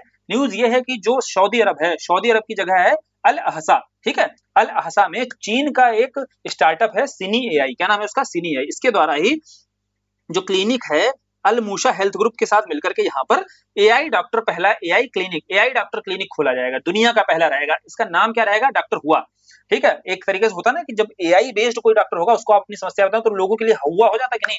बोले डॉक्टर बैठा हुआ है, एआई बेस्ड डॉक्टर बैठा हुआ, कोई इंसान नहीं बैठा है, एआई बेस्ड डॉक्टर बैठा हुआ है, तो लोगों के लिए हुआ हो जाएगा। हुआ से आपने कर लिया हुआ को, ठीक है। अब या फिर वही पूछेगा आपसे क्या हुआ भाई, डॉक्टर हुआ पूछ रहे हैं, क्या हुआ, ठीक है। तो डॉक्टर हुआ आपको याद कर लेना, ऐसे जैसे भी आप तरीका बना सकते हो। फिर है आगे ब्राजील की जो शेन्ना टावर है, वहां पर दुनिया की सबसे ऊंची आवासीय इमारत। अब देखो भैया, दुनिया की सबसे ऊंची इमारत अगर आपको बताना है तो कहां पर है? ब्राजील में है। अब बोले ब्राजील में कौन सी है? शेना टावर। अब सबसे अच्छा तरीका है, आप बता दो भैया, हमने शेना को क्या करना है? हमने शेना को सबसे ऊंची टावर रहने के लिए दे देना है, सबसे ऊंचा देने के लिए रह दो, क्योंकि पूरी निगरानी रहेगी इसके बहाने। तो शेना से हमने याद कर लिया शेना टावर है। क्या नाम है भैया? शेना टावर, जो दुनिया की सबसे ऊंची आवासीय रहने योग्य इमारत है। कितनी मंजिलें भैया? 154। इसे भी याद रख सकता है, 1 4 और बीच में 5, ठीक है, 1 4 जोड़ के 5। अगर मंजिलें ही पूछ ले भाई कितनी ऊंची, कितनी मंजिलों वाली है ये आवासीय बिल्डिंग आपकी जो शेन्ना टावर, जहां सेना रह रही है? बोले सेना मतलब सेना नहीं रह रही है, आपको भी याद करने के लिए कल बताया जा रहा है। ये 154 मंजिला ऊंची इमारत है, ठीक है, जो आपकी ब्राजील में स्थित है, सबसे ऊंची आवासीय इमारत है। क्लियर। अब आगे है द ग्लोबल स्टार्टअप इकोसिस्टम। देखो भाई, ग्लोबल स्टार्टअप इकोसिस्टम में टॉप और भारत का बताए दे रहे हैं, ध्यान से सुनना, ठीक। स्टार्टअप इकोसिस्टम के मामले में जो टॉप करेगा, देखो सैन फ्रांसिस्को टॉप कर रहा है, और भारत का जो है बेंगलुरु। दोनों बहुत आसान है रखना। इकोसिस्टम के मामले में क्या भैया? इकोसिस्टम में आईटी हब होना चाहिए। आईटी हब मतलब जो सिलिकॉन वैली का हब होगा, तो वैश्विक स्तर पर सिलिकॉन वैली कहां पर है? सैन फ्रांसिस्को पे है। और भारत की सिलिकॉन वैली किसको बोला जाता है? बेंगलुरु को बोला जाता है। और दोनों ही इसलिए टॉप कर रही हैं। भारत के संदर्भ में देखा जाए तो 10वीं रैंक आई है, टॉप 10 में बेंगलुरु है। और अगर पहली रैंक देखा जाए सैन फ्रांसिस्को की, अमेरिका है। कठिन याद करना नहीं ना, आसान। चलो फिर आगे बढ़ते हैं। अगली है 6 पूर्वी अफ्रीकी देशों ने मिलकर के कालाजार उन्मूलन को लेकर के एक समझौता किया हुआ है। 6 देश हैं, चाड, जिबूती, इथोपिया, सोमालिया, दक्षिणी सूडान और सूडान। जो हॉर्न अफ्रीका के क्षेत्र के देश हैं, यही 6 देशों ने मिलकर के कालाजार उन्मूलन को लेकर के समझौता किया हुआ है। बस इतने महत्वपूर्ण, इससे ज्यादा नहीं। संयुक्त राष्ट्र देखो सुरक्षा परिषद, सिक्योरिटी काउंसिल के 5 अस्थायी सदस्य चुने गए हैं।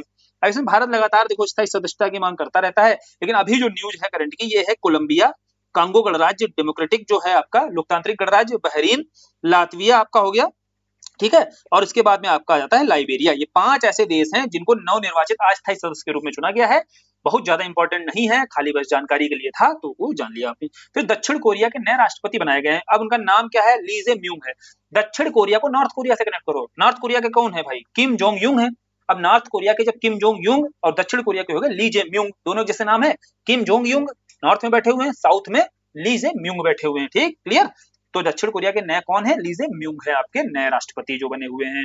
फिर एशिया पैसिफिक और middle east air connectivity ranking निकाली गई। अब देखो भैया, एयर कनेक्टिविटी रैंकिंग है तो भारत का सबसे शानदार एयरपोर्ट कौन सा है, तो इंदिरा गांधी एयरपोर्ट है सबसे शानदार एयरपोर्ट। और अगर वैश्विक स्तर पर देखा जाए तो दुबई इंटरनेशनल एयरपोर्ट है, ठीक है। अब 10वीं रैंक आई है, टॉप 10 में आपका 10वें स्थान पर ही है बहुत जगह पर, ठीक। चाहे हमने अभी स्टार्टअप देखा वहां भी 10वें पर है, परफॉर्मेंस में देखा वहां भी 10वें पर है। एयर कनेक्टिविटी के मामले में भी हमारा जो एयरपोर्ट है इंदिरा गांधी, वो भी 10वें पे है। टॉप पे कौन सा एयरपोर्ट है भैया, दुबई का जो एयरपोर्ट है वो शीर्ष स्थान पर है, ठीक। इससे ज्यादा महत्वपूर्ण नहीं है। इसमें आगे डब्ल्यूएचओ के द्वारा देखो वैश्विक स्तर पर महामारी जो संधि है, पहला महामारी संधि को स्वीकृत किया गया है।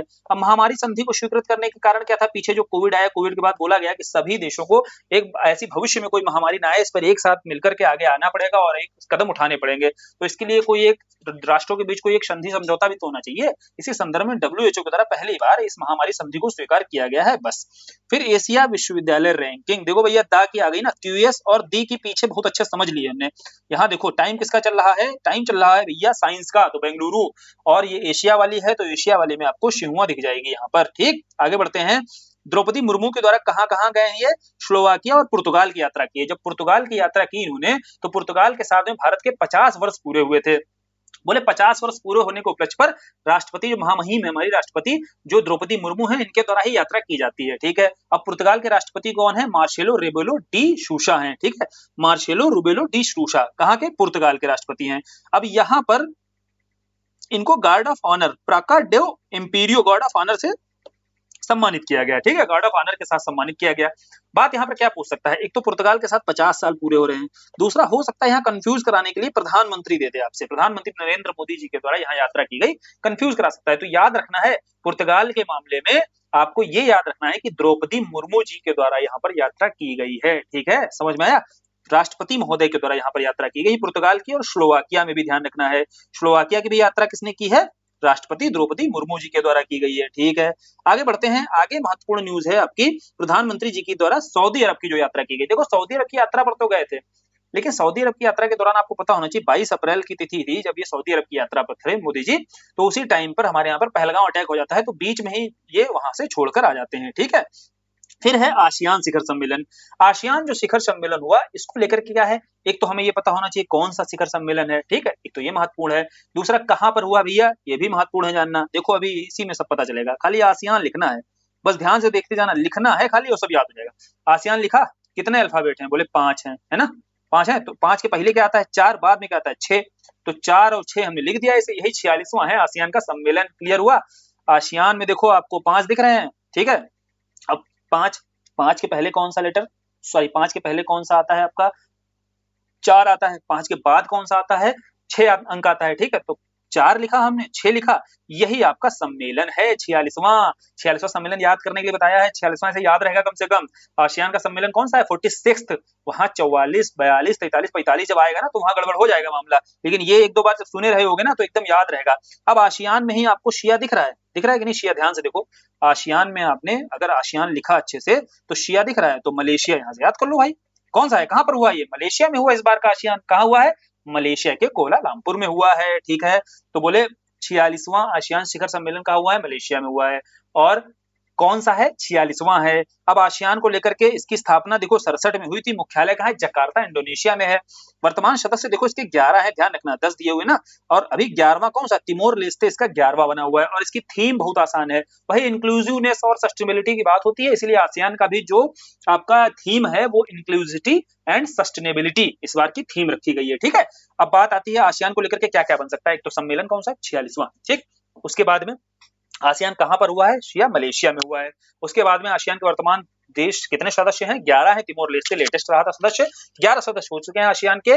67 में 1967 में स्थापना हुई थी इसकी, है ना, ये आया था आपका। और उसके बाद में इसका मुख्यालय कहां पर है भाई, जकार्ता इंडोनेशिया में। फिर प्रधानमंत्री जी के द्वारा श्रीलंका की यात्रा की गई थी, यहाँ पर समझौते हुए 7 प्रमुख, और यही प्रधानमंत्री जी को श्रीलंका मित्र विभूषण, यहाँ का जो सर्वोच्च सम्मान है, नागरिक सम्मान है, इससे सम्मानित किया गया श्रीलंका के। कौन सा, श्रीलंका मित्र विभूषण। आसान है याद रखना क्योंकि श्रीलंका यहाँ पर दिया हुआ है ऑलरेडी पहले से। किसको मिला ये ध्यान रखना, प्रधानमंत्री नरेंद्र मोदी जी को ये मिला हुआ है, ठीक है। और कौन सा हमने साइप्रस का देखा था ना सर्वोच्च नागरिक पुरस्कार, कौन सा, मार्काडियोज, याद है कि नहीं, ठीक है, तो वो याद रखना है। फिर आते हैं बिम्स्टेक पर, तो बिम्स्टेक को भी हमने देख लिया कि बिम्स्टेक जो शिखर सम्मेलन है, ये देखो सबसे पहली चीज है कि बिम्स्टेक का शिखर सम्मेलन 3 सालों बाद हो पा रहा है, और कहाँ पर हुआ है ये महत्वपूर्ण है जानना। कहाँ पर हो रहा है भैया? बैंकॉक थाईलैंड में हो रहा है बिम्स्टेक। और अगला कहाँ पर होगा? बांग्लादेश में होगा। देखो ध्यान रखना, बिम्स्टेक लिखा, B for BIMSTEC and B for Bangkok and again B for Bangladesh, हर जगह बी बी आ रहा है एकदम, ठीक है। तो ऐसे याद रहेगा कि बिम्स्टेक जो है इस बार कहाँ पर हुआ है? बैंकॉक में हुआ है, और फिर अगला कहाँ पर होना है भैया? बांग्लादेश में होना है। ठीक, समझ में आया? क्लियर हुआ? तो अगला आपको क्लियर हो गया, ये भी हो गया। और इसके अलावा थीम क्या है भैया? बिम्स्टेक समृद्ध, लचीला और खुला। ठीक है, तो ये शार्क को रिप्लेस करने की यहाँ पर बात की जाती है। ठीक है, बिम्स्टेक को लेकर के, और बे ऑफ बंगाल के आसपास के जो क्षेत्र होते हैं वो मोस्टली इसमें भागीदारी करते हैं। ठीक है, बिम्स्टेक में, क्योंकि पाकिस्तान इसका सदस्य नहीं है, इसलिए भारत लगातार इसकी वकालत करता हुआ दिखाई देता है। अब बोले अभी जाकर के इसकी 3 सालों के बाद इसकी 6वीं बिम्स्टेक की शिखर सम्मेलन हुई है। कहाँ हुई है? बैंकॉक में हुई है। अगला किसके पास जाने वाली है अध्यक्षता? किसके पास में? बिम्स्टेक की बांग्लादेश के पास जाने वाली है। ये हमने देख लिया, यहाँ पर बी से कनेक्ट करते हैं, B for Bangkok BIMSTEC, B for Bangkok and B for again Bangladesh. ठीक, ग्लास सीलिंग इंडेक्स को लेकर देखो, ग्लास सीलिंग इंडेक्स क्या है?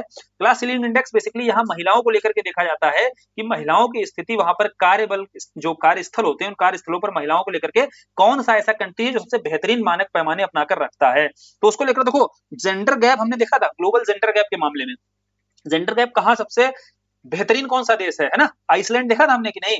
बोले हाँ, आइसलैंड तो देखा था, लेकिन यहाँ थोड़ा याद रखना है। क्यों याद रखना है? क्योंकि आइसलैंड अभी तक टॉप पे रहता था।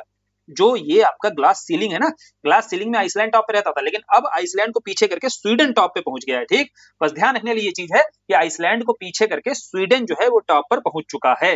किसमें? ग्लास सीलिंग के मामले में। और तुर्की ऐसा देश है जहां महिलाओं के लिए स्थिति सबसे कठिन रहती है।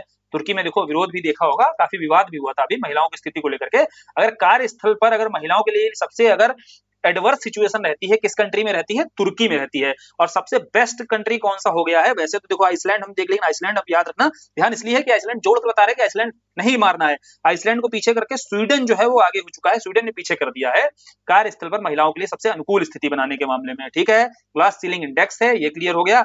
आगे प्रधानमंत्री जी की मॉरिशस यात्रा भी, मॉरिशस में पता होगा ज्यादातर भारतीय मूल के लोग हैं। ठीक है, जो ब्रिटिश गवर्नमेंट के समय, औपनिवेशिक काल के समय यहाँ पर ज्यादातर भारतीयों को ले जाया जाता था, और वहीं पर भारतीय बस गए, और उन्हीं के द्वारा ही ज्यादातर संख्या वहीं देखी जाती है। और कोई भी जो प्रधानमंत्री आप देखोगे, राष्ट्रपति देखोगे, वो मॉरिशस का भारतीय मूल का ही व्यक्ति, उसका नाम पता चल जाएगा। जैसे भैया मॉरिशस के प्रधानमंत्री कौन है? नवीन चंद्र राम गुलाम है। नाम क्या है भाई? भारतीय नाम दिख रहा है कि नहीं? नवीन चंद्र राम गुलाम। और राष्ट्रपति का क्या नाम है? धर्मवीर गोखलू। ठीक है, राष्ट्रपति का नाम है धर्मवीर गोखलू, और प्रधानमंत्री का क्या नाम है? नवीन चंद्र राम गुलाम।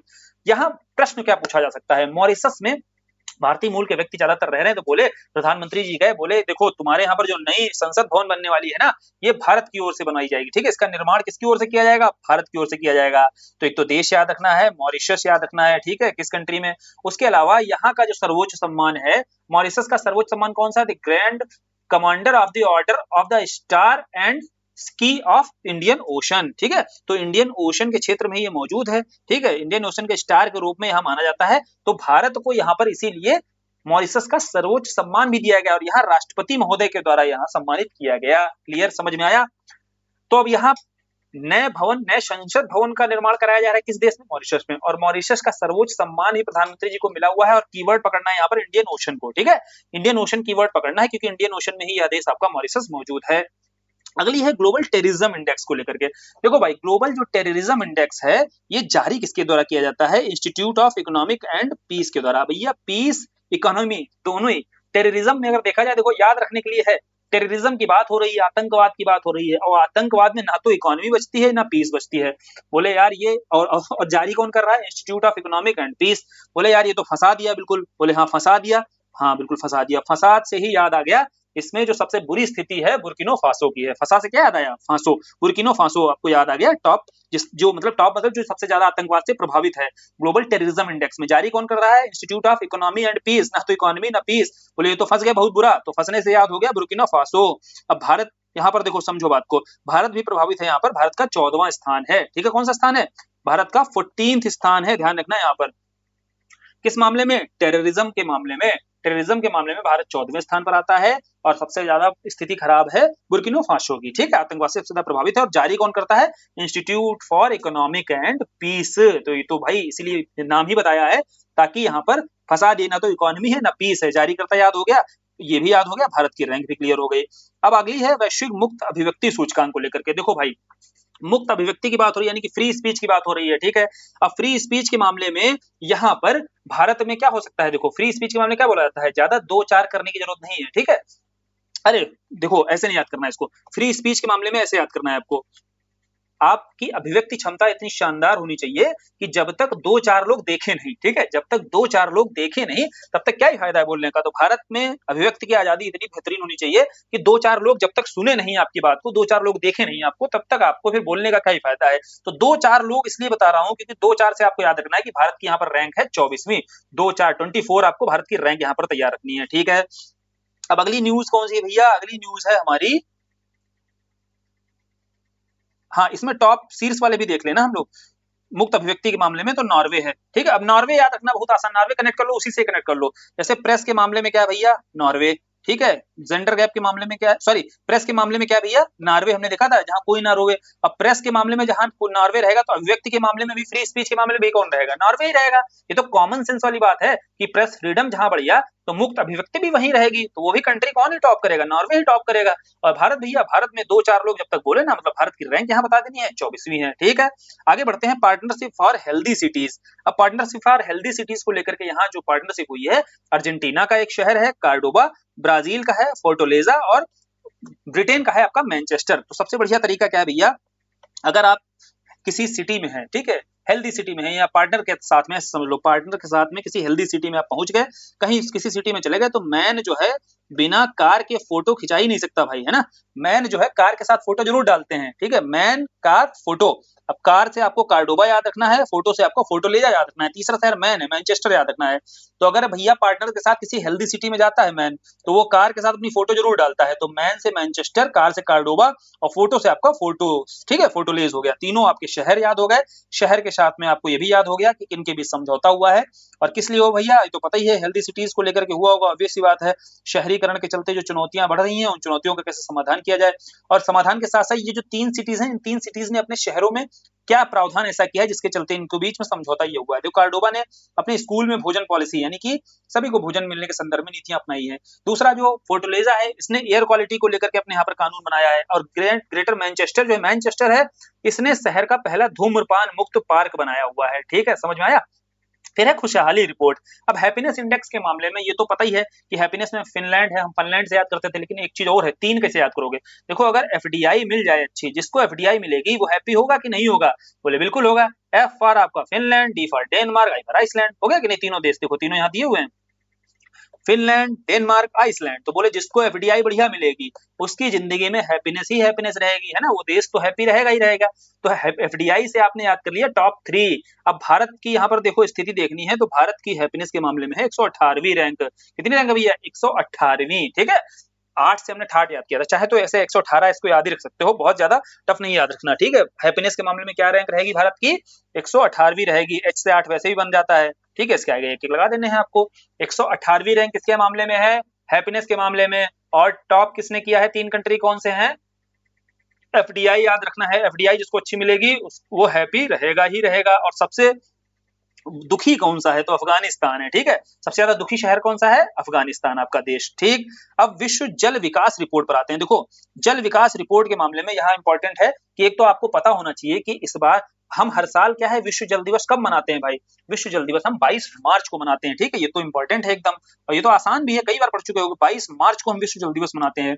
साथ ही साथ इसी से एक दिन पहले आपको याद रखना है, 21 मार्च को हम विश्व ग्लेशियर दिवस मनाते हैं। अगली जो यूएन की रिपोर्ट आएगी, देखो विश्व ग्लेशियर दिवस 1 मार्च इस पर आएगी। क्यों इंपॉर्टेंट है, समझो बात को। इस बार ग्लेशियर बहुत इंपॉर्टेंट है। क्यों भैया इंपॉर्टेंट है, क्योंकि जब हमने विश्व जल दिवस मनाया, वहां की भी थीम क्या रखी, ग्लेशियर संरक्षण, ठीक है। ग्लेशियर को संरक्षित करना बहुत जरूरी है, क्योंकि तेजी से जो ग्लेशियर पिघल रहे हैं, उस पिघलने में कोलंबिया का एक ग्लेशियर आपने पढ़ा होगा, बहुत तेजी से पिघला हुआ है, क्या नाम था भैया, कोने जेरस ग्लेशियर। कोने जेरस ग्लेशियर जो है लुप्त हुआ है, इसके बाद से ग्लेशियर को लेकर के इस बार सतर्कता दिखाई गई है। और इस सतर्कता में कुछ 2-4 फैक्ट हैं, 2-4 कदम हैं जो आपसे पूछे जा सकते हैं। जैसे 22 मार्च को हमने देखा जल दिवस, और जल से पहले एक दिन पहले 21 मार्च आपका विश्व ग्लेशियर दिवस मनाया जाएगा, ठीक है, एक दिन पहले रखा गया 21 मार्च को विश्व ग्लेशियर दिवस, 22 मार्च को हम जल दिवस। और जल दिवस की भैया थीम क्या है, ग्लेशियर संरक्षण। ये हो गई डेटा, ये महत्वपूर्ण हो गया। इसके अलावा 2025 को यूएन के द्वारा ही 2025 को क्या बोला गया है, ग्लेशियरों के लिए संरक्षण का अंतरराष्ट्रीय वर्ष भी घोषित किया गया है। 3-4 महत्वपूर्ण न्यूज आई। एक तो कोलंबिया का आपको बताना है कि ग्लेशियर जो है पिघला है, नाम पूछ सकता है कोनेजेरस, ठीक है, कोनेजेरस आपको याद रखना है। कोनेजेरस जो ग्लेशियर है वो पूरी तरीके से लुप्त हो चुका है कोलंबिया का। दूसरी चीज याद रखनी है कि भैया ग्लेशियर डे, वर्ल्ड ग्लेशियर दिवस कब मनाया जाएगा, तो आपका 21 मार्च। जल दिवस आपका 22। इसकी थीम क्या है, ग्लेशियर संरक्षण। इसके बाद 2025 का जो वर्ष है, ग्लेशियरों के संरक्षण का अंतरराष्ट्रीय वर्ष भी मनाया गया है। ठीक, इतना हो गया महत्वपूर्ण ग्लेशियर से संबंधित। अगली न्यूज है एयर क्वालिटी को लेकर के। देखो भाई, एयर क्वालिटी को लेकर के आईक्यू एयर यहाँ पर लिखना है, ठीक है, आईक्यू एयर लिखना है। अब यहाँ आईक्यू एयर लिखने के साथ में आपको टोटल अल्फाबेट गिन लेने हैं, तो 5 हैं आपके, ठीक है। आईक्यू एयर लिख करके, आईक्यू एयर के द्वारा चूंकि ये जारी की जाती रिपोर्ट है जो एयर क्वालिटी है। अब आईक्यू एयर के आपने 5 लिखे, अगर सीधा पूछेगा इस मामले में भारत कहाँ पर एग्जिस्ट करता है, तो 5 लिख लिया तो आपको बता देना है कि भारत जो है 5वां सबसे प्रदूषित देश है। वैश्विक स्तर पर देखा जाए, रिपोर्ट के अनुसार 20 सबसे ज्यादा प्रदूषित देशों की जो सूची निकाली गई। अब इसमें से भारत जो है 5वां सबसे प्रदूषित देश है। और सबसे ज्यादा प्रदूषित देशों में अगर पूछे भारत का सबसे प्रदूषित शहर कौन सा है, तो बर्नीहाट है, ठीक है। कौन सा भैया, बर्नीहाट है मेघालय का। और राजधानी कौन सी है, दिल्ली है। नई दिल्ली सबसे प्रदूषित राजधानी के तौर पे रहेगी। सबसे प्रदूषित शहर कौन सा रहेगा, बर्नीहाट रहेगा, ठीक। ये तो बहुत बार पढ़ चुके हो और याद भी हो गया होगा। और वैसे अगर पूछा जाए देश के आधार पर कौन सा है सबसे ज्यादा, तो चाड है, ठीक, समझे।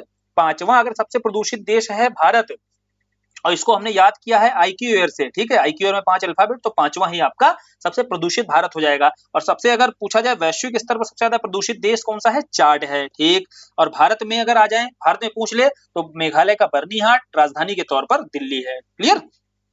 अगली न्यूज पर चलते हैं, क्लाइमेट रिस्क। जो हम पढ़ चुके हैं, रिस्क है तो 6 है, ठीक है। 6 और रिस्क से हमने कनेक्ट किया था और परफॉर्मेंस और एक साथ देखा था, क्लाइमेट चेंज परफॉर्मेंस को लेकर के, क्लाइमेट रिस्क को लेकर के।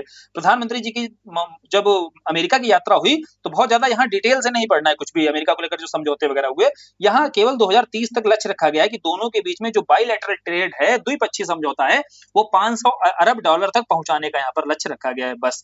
इससे ज्यादा महत्वपूर्ण नहीं है इसमें। इसके बाद वैश्विक इंटरनेट शटडाउन रिपोर्ट। देखो, इंटरनेट शटडाउन रिपोर्ट आई जब, तो यहाँ मामला देखा गया कि कौन सा ऐसा देश है जिसने अपने यहाँ पर सबसे ज्यादा इंटरनेट का शटडाउन किया हुआ था। तो अभिव्यक्ति की आजादी के संदर्भ में ही रिपोर्ट निकाली जाती है। और ये किसके द्वारा भैया रिपोर्ट निकाली गई है, एक्सेस नाउ के द्वारा ये रिपोर्ट निकाली जाती है, ठीक है। एक्सेस को लेकर, यानी कि ऐसे याद रखो, इंटरनेट को लेकर के एक्सेस, इंटरनेट के एक्सेस को लेकर के क्या बाधित कितना किया गया, कितना नहीं, कितना शटडाउन किया गया, कितना नहीं किया गया, ठीक है। गवर्नमेंट कितना इंटेंशनली करती है, कितना अनइंटेंशनली, यानी कि नेशनल सिक्योरिटी को लेकर देखकर करती है। तो उसमें भारत कहां पर है भैया, भारत में भी चूंकि जब स्थिति एडवर्स हो जाती है तभी जाकर के इंटरनेट शटडाउन जैसे कदम उठाए जाते हैं। अब चूंकि सबसे ज्यादा अगर देखा जाए स्थिति खराब रही म्यांमार की, है ना, सैन्य शासन जहां पर लगाया गया, तो म्यांमार की स्थिति ज्यादा खराब रही, तो इसीलिए भारत से थोड़ा सा आगे आपको 85 बार इंटरनेट शटडाउन करता हुआ दिखाई देगा। कौन भैया, भारत से ज्यादा म्यांमार। तो बोले 85 बार इंटरनेट शटडाउन हुआ है म्यांमार में, ज्यादा मार किस पर पड़ी है भैया इंटरनेट की, म्यांमार पर। और दूसरा भारत का है, थोड़ा ही पीछे रहा, 84 बार शटडाउन किया गया। क्योंकि मणिपुर हिंसा जैसी घटनाएं हो गई, तो इसके चलते ये संख्या बहुत ज्यादा बढ़ गई भारत में इंटरनेट शटडाउन की, ठीक है। तो अब पहला स्थान म्यांमार का रहा, दूसरा मणिपुर का रहा। क्लियर, यही दो हमें याद रखने हैं। कितनी बार, 85 बार वहां पर हुआ है और 84 बार देखो यहाँ पर हुआ है इंटरनेट शटडाउन भारत में।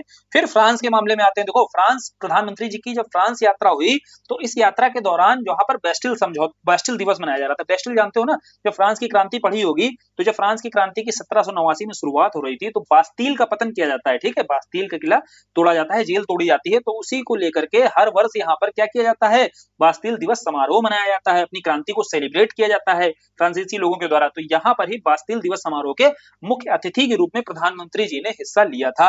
और फ्रांस में ही आपकी हो रही थी एआई एक्शन समिति। तो बोले एआई एक्शन जो समिट है, इसकी भी सह अध्यक्षता इमैनुअल मैक्रोन के साथ में प्रधानमंत्री नरेंद्र मोदी जी के द्वारा की गई थी, ठीक है। तो इतना याद रखना है। और एक चीज और याद रखनी है भैया, तुरंत लिखना है फ्रांस।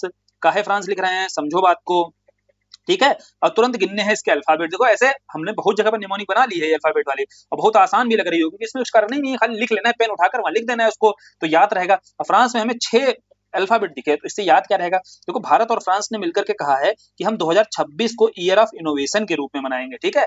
ईयर ऑफ इनोवेशन के रूप में भारत और फ्रांस मनाने जा रहे हैं, किस साल को, 2026 को। 6 इसलिए लिखा ताकि 2026 आपको याद रहे। 2025, 2024, 2023 ऐसे वहां पर वर्ष जब लिखे होंगे ना 2030, तो आप गलत नहीं करोगे, क्योंकि आपको फ्रांस याद आएगा, तुरंत याद आएगा। इसमें 6 अल्फाबेट है, तो 6 जो है आपका 2026 वाला ही है केवल। तो इसलिए सही आंसर क्या होगा अपना 2026 आएगा। कुछ कुछ ये तरीके जब आपको याद रहेंगे ना वहां पर, तो आप वहां पर आंसर तक सही से पहुंच पाओगे। ठीक है, समझे बात को। अब देखते हैं अगली न्यूज को, भ्रष्टाचार धारणा सूचकांक। अब देखिए, भ्रष्टाचार धारणा सूचकांक बोले करप्शन परसेप्शन इंडेक्स। अब करप्शन क्या होगा भैया, जहां करप्शन नहीं होगा वहां ट्रांसपेरेंसी होगी, ऑब्वियस सी बात है। तो ट्रांसपेरेंसी इंटरनेशनल के द्वारा ये जारी किया जाता है। अब बोले भारत की रैंक क्या है भैया, भारत की रैंक यहाँ पर आपको सी बनाना है, करप्शन का सी बना देना है, और सी से ही आपका क्या बनना है 6 बनना है, इसी को पलट देना है 9 लिख देना है आगे। क्या हो गया भैया 96 यहाँ पर भारत की रैंक हो गई। क्या करना है, सी बनाना है, सी से 6 बनना है कि नहीं, उसी को पलट देना है 96, ये भारत की रैंक आपको याद रहेगी। ऐसे ही आप करप्शन के सी से आप याद रख सकते हो भारत की रैंक क्या है, 96वीं रैंक है। नहीं तो वैसे फिर याद तो करनी ही है, रटते रहो बाकी। ठीक है, और अब बात करते हैं यहाँ पर टॉप किस कंट्री ने किया है। देखो करप्शन के मामले में आपको याद रखना है कि कौन सा करप्शन के मामले में जहां कोई मार्क नहीं मिलेगा, कोई भी मार्क आपको नहीं, डेनमार्क को मार्क से बनाते हैं ना, कोई भी मार्क नहीं मिल रहा है करप्शन का, तो वही आपका हो जाएगा टॉप कर रहा होगा, सबसे बेहतर स्थिति में होगा, तो डेनमार्क हो जाएगा। ऐसे हमने क्लाइमेट चेंज के मामले में भी देखा था, परफॉर्मेंस किसका अच्छा है, जहां कोई मार्क नहीं छोड़ता है। ठीक है, तो वो क्लाइमेट चेंज के मामले में सबसे अच्छा परफॉर्मेंस कर रहा है। वैसे करप्शन में भी कोई मार्क नहीं मिल रहा है, तो वही आपका जो करप्शन परसेप्शन है भ्रष्टाचार के मामले में भी सबसे अच्छा आपका स्थिति किसकी है, जहां सबसे कम करप्शन है, तो डेनमार्क की है। क्लियर, भारत 96 ट्रांसपेरेंसी इंटरनेशनल के द्वारा जारी किया जाता है, और सबसे अच्छा जहां पर स्थिति है भ्रष्टाचार बिल्कुल नहीं है, तो वो है आपका डेनमार्क। ठीक है, आगे बढ़ते हैं। अगली न्यूज है आपकी Snap Inc digital well being index. देखो डिजिटल वेल बीइंग इंडेक्स को लेकर ये क्या है, ये बेसिकली ये देखा जाता है कि जो भी डिजिटल सेवाएं मिल रही है इंटरनेट को लेकर के क्या संतुष्टि है लोगों के भीतर। अब इस संतुष्टि के मामले में भारत से आगे कौन रह सकता है ना, कॉमन सेंस लगा सकते हो कि जहां 2G 3G की व्यवस्था रहती थी, वहां अब हर किसी को 5G हाथ में आ जाए तो भारत में लोग बहुत संतुष्ट रहेंगे। ठीक है, जहां 15-15 मिनट लग जाता था एक गाना डाउनलोड होने में, वो खटाखट बिल्कुल स्पीड में चल रहा है। तो इसीलिए भारत के जो उपभोक्ता हैं, भारत में यहाँ पर बताया गया कि ऑनलाइन संतुष्टि के मामले में सबसे बेहतर एक्सपीरियंस किसका रहा है, भारतीयों का रहा है। ठीक है, तो इसीलिए यहाँ पर शीर्ष स्थान पर कौन दिखाई देगा, आपको भारत ही दिखाई देगा। क्यूएस की इंटरनेशनल ट्रेड रैंकिंग है, ये बहुत आसान है। देखो क्वार्टरली सीमेंट्स की आती है ट्रेड, इंटरनेशनल ट्रेड, दोनों यूनिवर्सिटीज याद रखनी बहुत आसान है भारत की। क्यों, वैसे तो वैश्विक स्तर पर देखते हैं कौन सी, तो वैश्विक स्तर पर यहाँ पर आएगी ट्रेड में यूनिवर्सिटी ऑफ कैम्ब्रिज, यूके की जो यूनिवर्सिटी ऑफ कैम्ब्रिज है यहाँ पर ये टॉप पे रहेगी इंटरनेशनल ट्रेड रैंकिंग के मामले में। लेकिन भारत की जो दोनों है ना वो बहुत आसान है याद रखनी। कौन सी दो है, एक है आपकी आईआईएम अहमदाबाद, और दूसरी है जिसको 42वां स्थान मिला है, और दूसरी भैया जो आपकी इंडियन है फॉरेन ट्रेड है। ठीक है, Indian institute of foreign trade, इसको 63वां रैंक मिला हुआ है ना। ठीक है, अब बात करते हैं ये दोनों याद कैसे आसान क्यों है भैया, आसान याद रखना, क्योंकि आपने दुबई की न्यूज पढ़ी है, दुबई में 2 कैंपस खोले जा रहे हैं, पढ़ा है कि नहीं, 2 कैंपस। 2 कैंपस कौन सी यूनिवर्सिटीज के हैं, एक तो आईआईएम अहमदाबाद का है, दूसरा यही जो इंडियन इंस्टीट्यूट ऑफ ट्रेड है, आपकी ट्रेड फंड है ना जो, तो इस जो ये विदेश व्यापार है, ठीक है, इसका भी विदेश व्यापार संस्थान का भी एक आपका कैंपस खोला जा रहा है। और दोनों ही यूनिवर्सिटी हैं आपकी जो कहां पर आ रही हैं, जो आपकी इंटरनेशनल ट्रेड रैंकिंग में ये शामिल हो रही हैं आपकी। एक की 42वीं रैंक आई है आईआईएम अहमदाबाद की, एक की आपकी 63वीं रैंक आई है। ठीक है, और जिसने टॉप किया है वो है आपकी कैम्ब्रिज यूनिवर्सिटी यूके की है। क्लियर, अब खाद्य वाला क्या है, न्यूनतम आहार विविधता संकेतक, ये कुछ नहीं है, वही जो 2030 तक जीरो हंगर को लेकर जो हमने टारगेट रखा हुआ, इसी संदर्भ में न्यूट्रिशन के संदर्भ में प्रयास किया जाए, यही है आपका ये जो न्यूट्रिशन को लेकर के है आपका, ये ज्यादा इंपॉर्टेंट है नहीं। आगे बढ़ते हैं, अगली न्यूज है आपकी कुवैत को लेकर के। देखो प्रधानमंत्री जी की कुवैत यात्रा होती है। अब कुवैत यात्रा के दौरान जो वहां के प्रवासी हैं, यानी कि जो भारतीय रह रहे हैं वहां पर, उन भारतीयों के द्वारा, और पहली बार देखो 43 सालों के बाद कोई प्रधानमंत्री कुवैत की यात्रा पर गए हैं। इसके पहले इंदिरा गांधी जी थी जो 1981 में कुवैत गई हुई थी। ठीक है, अभी 43 सालों बाद प्रधानमंत्री जी गए हैं, तो वहां रहने वाले जो प्रवासी हैं, यानी कि यहाँ भारतीय जो मूल के लोग रह रहे हैं वहां पर, या भारतीय जो रह रहे हैं, उनके द्वारा प्रधानमंत्री जी के स्वागत में हाला मोदी नाम से एक संबोधन किया गया। ठीक है, हाला मोदी, हाला मतलब होता है वेलकम। ठीक है, हाला मतलब वेलकम होता है। इसी तरीके का अहलान मोदी आपने सुना होगा जब यूएई गए थे मोदी जी। ठीक है, अहलान मोदी का मतलब ही होता है, यही होता है वेलकम। वहां रहने वाले प्रवासियों के द्वारा जो कार्यक्रम किया गया उसका नाम अहलान मोदी रखा था। वैसे जब कुवैत गए तो कुवैत में जो वहां के प्रवासियों के द्वारा कार्यक्रम किया गया उसका नाम हाला मोदी रख दिया गया। दूसरी चीज है, इनको यहाँ पर भी सर्वोच्च सम्मान मिला। तो अब का से कुवैत याद रखना और का से कबीर याद रखना। ठीक है, यहाँ के सर्वोच्च सम्मान में नाम आता है ऑर्डर ऑफ मुबारक अल कबीर। तो कबीर जैसे ही वहां पर हिंट मिलेगा आपको, वैसे ही आप बता दोगे ये किस देश से संबंधित है, कुवैत से संबंधित है। क्लियर, तो कंफ्यूजन नहीं होगा वहां पर किसी तरीके का। मैकारियोज आएगा वहां पर, तो आपको साई साई से तुरंत याद आ जाएगा। माँ का कोई भी होता है कि रीयूज करने में कोई आपको साइनस नहीं रहती है, ठीक है। तो आप वहां पर आप साइप्रस तुरंत मारोगे, जैसे कबीर आएगा तो का से आपने कुवैत याद किया है, का से कबीर याद करते ही तुरंत आपको आ जाएगा कहाँ का सर्वोच्च सम्मान है। फिर 8वां हिंद महासागर आता है। अब 8वां हिंद महासागर कहाँ पर हुआ है, तो ओमान में हुआ है, ठीक है। हिंद जो है आप समझो, आपका हिंद जो है ना, हमारा हिंद महासागर, ये हिंद हमारा वैसे भी मान रहा है हमेशा, ठीक है। तो ओमान से आपने याद कर लिया मान को, तो हिंद हमारा मान रहा है हमेशा, और मान किसने बढ़ाया यहाँ जाकर के, जयशंकर साहब ने बढ़ाया है, याद रखियो, यहाँ कंफ्यूज करा सकता है।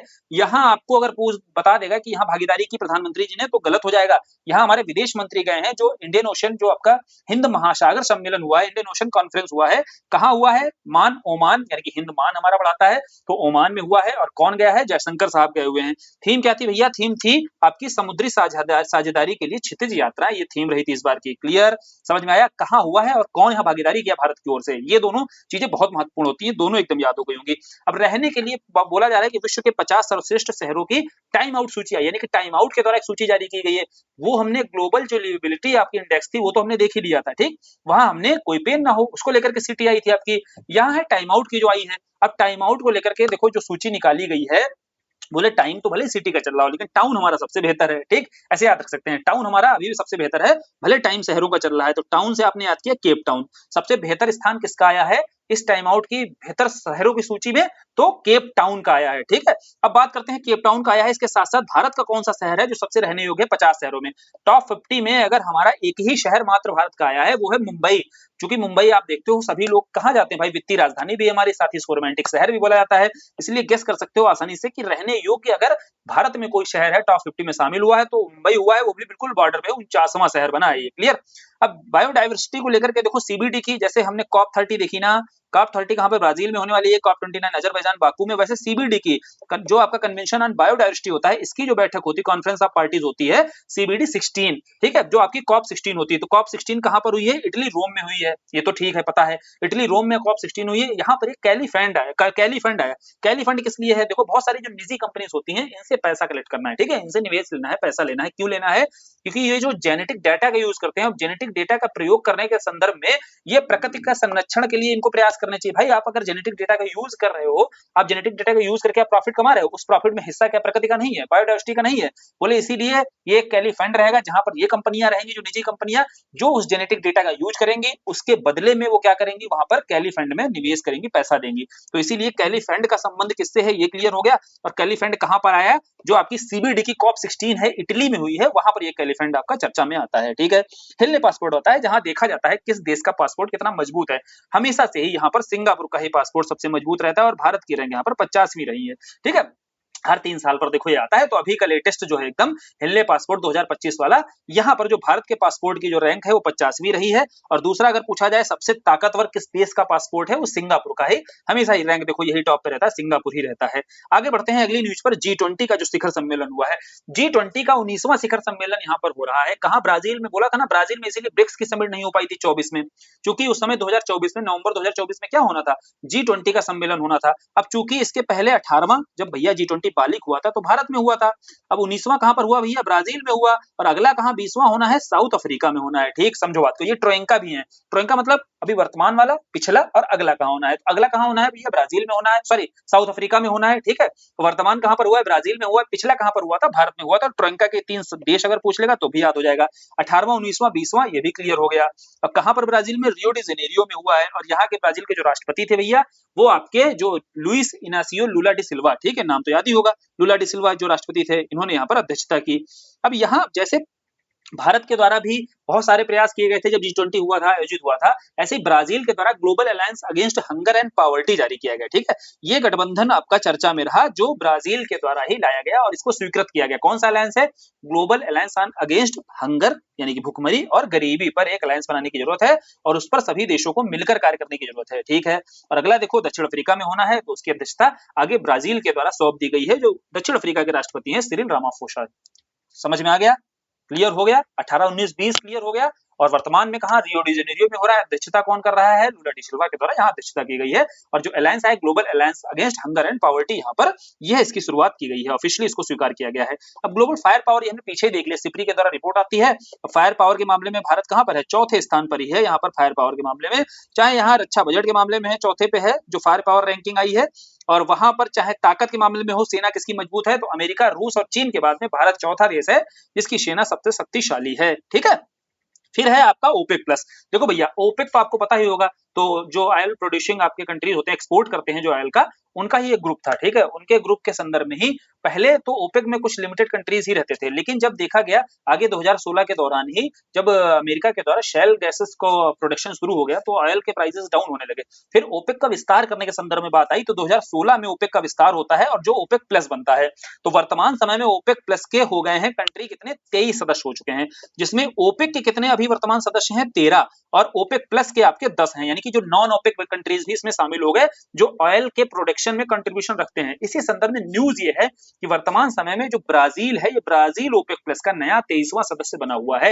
यह भी प्रोडक्शन में अपनी भूमिका रखता है, यहाँ भी ऑयल का प्रोडक्शन होता है, तो यह भी एक्सपोर्ट कर सकता है। इस संदर्भ में सारे देश मिलकर कार्य करते हैं। वही ओपेक प्लस से संबंधित यह न्यूज है कि ओपेक प्लस के संदर्भ में नया देश जो बना है, ब्राजील बना है और 23वां सदस्य बना हुआ है इसका। साथ ही साथ ब्राजील में ही आपका COP30 भी होने जा रही है, इसलिए और महत्वपूर्ण हो जाता है। ठीक है, अगली न्यूज देखो, दी जो आपकी है ना, टाइम्स हायर एजुकेशन, तो इसकी वर्ल्ड रेपुटेशन रैंकिंग आई है। अभी अलग है रैंकिंग, ठीक है, वो हमने world university ranking, Asia university ranking, उससे अलग है ये वर्ल्ड रेपुटेशन रैंकिंग। ध्यान रखना, जो रैंकिंग पूछी जाए इसका शब्द भी ध्यान रखना क्या पूछा जा रहा है। तो रेपुटेशन किसकी भैया ज्यादा बनाई जाती है? जिसकी हवा बहुत ज्यादा होती है। ठीक है, जिसकी हवा बहुत बनाई जाएगी, मतलब उसकी हवा क्यों बना रहे हैं? उसकी रेपुटेशन बनाने के लिए बना रहे हैं। याद रखने के लिए, हवा से क्या याद हो गया? हवा से याद हो गई रैंक, हमें यूनिवर्सिटी, कौन सी? Harvard university. हवा से याद हो गई हार्वर्ड यूनिवर्सिटी, और उसी की हवा बहुत बनाई जा रही है। क्यों? क्योंकि उसकी रेपुटेशन बनानी। तो वर्ल्ड रेपुटेशन जो रैंकिंग है उसमें हार्वर्ड यूनिवर्सिटी ने टॉप किया है। ठीक है, और भारत से भी चाहे इंडियन इंस्टीट्यूट ऑफ साइंस हो, IIT दिल्ली हो और IIT मद्रास हो, ये सारी की सारी रही हैं। साथ ही साथ यहाँ पर शिक्षा व अनुसंधान भी पहली बार शामिल हुई है। और हो सकता है पूछ दे कि जो रेपुटेशन में है कौन सी बाहर हो गई है? IIT बॉम्बे जो है इस लिस्ट से पूरी तरीके से बाहर हो चुकी है, यानी कि IIT बॉम्बे भारत की इस लिस्ट में नहीं है। रेपुटेशन के मामले में बॉम्बे की रेपुटेशन खराब हो चुकी है, ऐसे याद रख लो। ठीक है, अब दुनिया की सबसे शक्तिशाली 100 महिलाओं की फोर्ब्स सूची आती है। फोर्ब्स में बताया था ना कि सबसे शक्तिशाली महिला कौन सी होगी? जिसमें डेयर लेने की क्षमता ज्यादा होगी। याद रखने के लिए ध्यान सुनना, सबसे शक्तिशाली महिला कौन होगी? जिसमें डेयर लेने की सबसे ज्यादा क्षमता होगी। तो डेयर से याद आया वॉन डेयर लेन। ठीक है, वॉन डेयर लेन जो है ये शीर्ष स्थान पर है, जो यूरोपीय यूनियन की अध्यक्ष भी हैं। पीछे भी हमने देखा था ना, जब G7 में शामिल हुई थी ये, तो ये अभी बताया था ना फोर्ब्स की शक्तिशाली महिलाओं में भी रहेंगी। इनमें डेयर लेने की क्षमता ज्यादा है। वॉन डेयर लेन, हुसैन जो है इनका नाम क्या है? वॉन डेयर लेन। ठीक है, उर्सुला वॉन डेयर लेन जो सबसे शक्तिशाली महिला बनी हुई है। भारत की कौन है भैया? भारत की देखो, आपको सीतारमन याद रखना है भैया, फिर आपको किरण याद रखना है। ठीक है, और फिर आपको कौन सी है? तीसरी कौन सी है भाई? किरण हो गया, हाँ किरण हो गई, रोशनी हो गई, हाँ रोशनी याद रखना है। सीतारमन याद रखना है, रोशनी याद रखना है, किरण याद रखना है, सब एक जैसे नाम है। ठीक, सीतारमन, रोशनी, किरण। सीतारमन तो पता ही वित्त मंत्री हैं आपकी। रोशनी नाडर इनके 81वें स्थान है, 82वें स्थान आपका किरण का रहा है। और ये HCL टेक्नोलॉजी के अध्यक्ष हैं। और मजूमदार, जो किरण मजूमदार हैं, बायोकॉम के संस्थापक हैं। और इनका 88वां नंबर 28 नंबर पर रही है सीतारमन। जो निर्मला सीतारमन जी है वो 28 नंबर पर रही हैं। और फिर आपकी रोशनी जो आपकी मल्होत्रा है, तो रोशनी मल्होत्रा आपकी 81 नंबर पर रही हैं। और 82 नंबर पर आपकी किरण मजूमदार रही हैं। क्लियर, समझ में आ गया? सबसे ताकतवर महिलाओं में भारत की 3 है, तीनों महिलाओं की रैंकिंग याद, 28, 81, 82। कौन भैया? सीतारमन, रोशनी, किरण, तीनों याद। उसके अलावा सबसे ज्यादा ताकतवर महिला जो डेयर सबसे ज्यादा लेगी, तो डेयर आपको हो गया यू की जो अध्यक्ष है वो आपकी सबसे ताकतवर महिला है फोर्ब्स सूची के अनुसार। फिर सबसे लास्ट अब आपकी बच जाती है मेटा। अब मेटा आपको पता होगा फेसबुक, इंस्टाग्राम वगैरह की जो आपकी AI बेस्ड जो कंपनी है, तो AI संचालित कंपनी सोशल मीडिया प्लेटफॉर्म कौन सा है? मेटा है। इसके द्वारा किया क्या जा रहा है? इसके द्वारा सी केबल इंफ्रास्ट्रक्चर का विकास किया जा रहा है ताकि कनेक्ट किया जा सके वैश्विक स्तर पर। और ये सी केबल लाइन यानी कि ऑप्टिकल फाइबर की लाइन रहेगी, समुद्र के भीतर डाली जाएगी।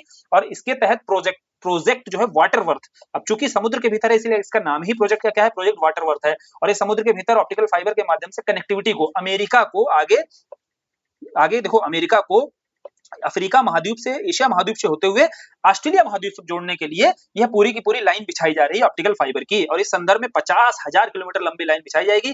टारगेट है कि 2030 तक इस केबल परियोजना को पूरा कर लिया जाएगा। ठीक है, समझे बात को? तो इस आधार पर इसका प्रोजेक्ट का नाम याद रखना है, प्रोजेक्ट वाटर वर्थ है। क्या है, काम किया जा रहा है, ये समझ में आ गया होगा। ऑप्टिकल फाइबर के माध्यम से समुद्र के भीतर ही 50,000 किलोमीटर लंबी लाइन, केबल लाइन डाली जाएगी, जो 2030 तक पूरी कर ली जाएगी। और किसके द्वारा चालू की जा रही है? मेटा के द्वारा, जो आपका सोशल मीडिया प्लेटफॉर्म है AI संचालित है किसका भी है, फेसबुक और इंस्टाग्राम का। फेसबुक और इंस्टाग्राम का सोशल मीडिया प्लेटफॉर्म है जो एआई बेस्ड है। क्लियर, इसके द्वारा ही ये प्रोजेक्ट चालू किया जा रहा है, प्रोजेक्ट वाटर वर्थ। तो इस आधार पर हमने इंटरनेशनल न्यूज पूरी कर ली है। साथ ही साथ एक बात और देखो सोच रहे हैं कि जो आगे अब संक्षिप्तकी वाला पार्ट महत्वपूर्ण बच जाता है, जिससे भी खूब क्वेश्चन आते हैं। संक्षिप्तकी में जैसे चर्चित व्यक्ति हो गए, चर्चित स्थल हो गए, इसके छोटे-छोटे 10-10, 15-15 मिनट के वीडियोस के माध्यम से हम लोग क्या कर सकते हैं, जो महत्वपूर्ण स्थल याद कर सकते हैं ना, चीजों को छोटे-छोटे वीडियोस के माध्यम से, जो-जो 1-1 नंबर, 2-2 नंबर वाले ये पार्ट रहेंगे, छोटे वीडियो रहेंगे और स्पीड में इनको हम एक सीरीज के माध्यम से सारे महत्वपूर्ण पुरस्कार, सारे महत्वपूर्ण व्यक्ति, सारे महत्वपूर्ण स्थल, सारे महत्वपूर्ण जो भी आपके कन्वेंशन है, सम्मेलन है, इनको कोशिश करेंगे स्पीड में इनको रिवाइज कर लें। स्पीड में रिवाइज, जैसे इसको रिवाइज किया है और रिवाइज करने के साथ निमोनिक के साथ में एग्जाम में वो चीजें एकदम वैसे ही सटीक याद आ जाएं। जैसे यहाँ पर आपको बताना है कि जो चीजें आपको निमोनिक के माध्यम से याद कराई गई साथ के साथ वो याद हुई हैं, और अगर पढ़ी होंगी तो रिवीजन हो रहा होगा, रिवीजन के साथ बहुत सारी चीजें होंगी जो कंफ्यूज होते हो, कंफ्यूजन भी दूर हो रहा होगा, होता है दूर। कमेंट किया करो, कमेंट होने के बाद फिर आगे इसको कंटिन्यू हम कंप्लीट कर देंगे 3 से 4 दिनों में। आगे पूरा एग्जाम से पहले टेंशन नहीं लेनी, पूरी घटना सार को पूरा कवर कर लेंगे। ठीक है, चलो फिर वीडियो खत्म करते हैं, और जैसा भी रहा करे वैसा फिर अपना फीडबैक जरूर दिया करो। धन्यवाद।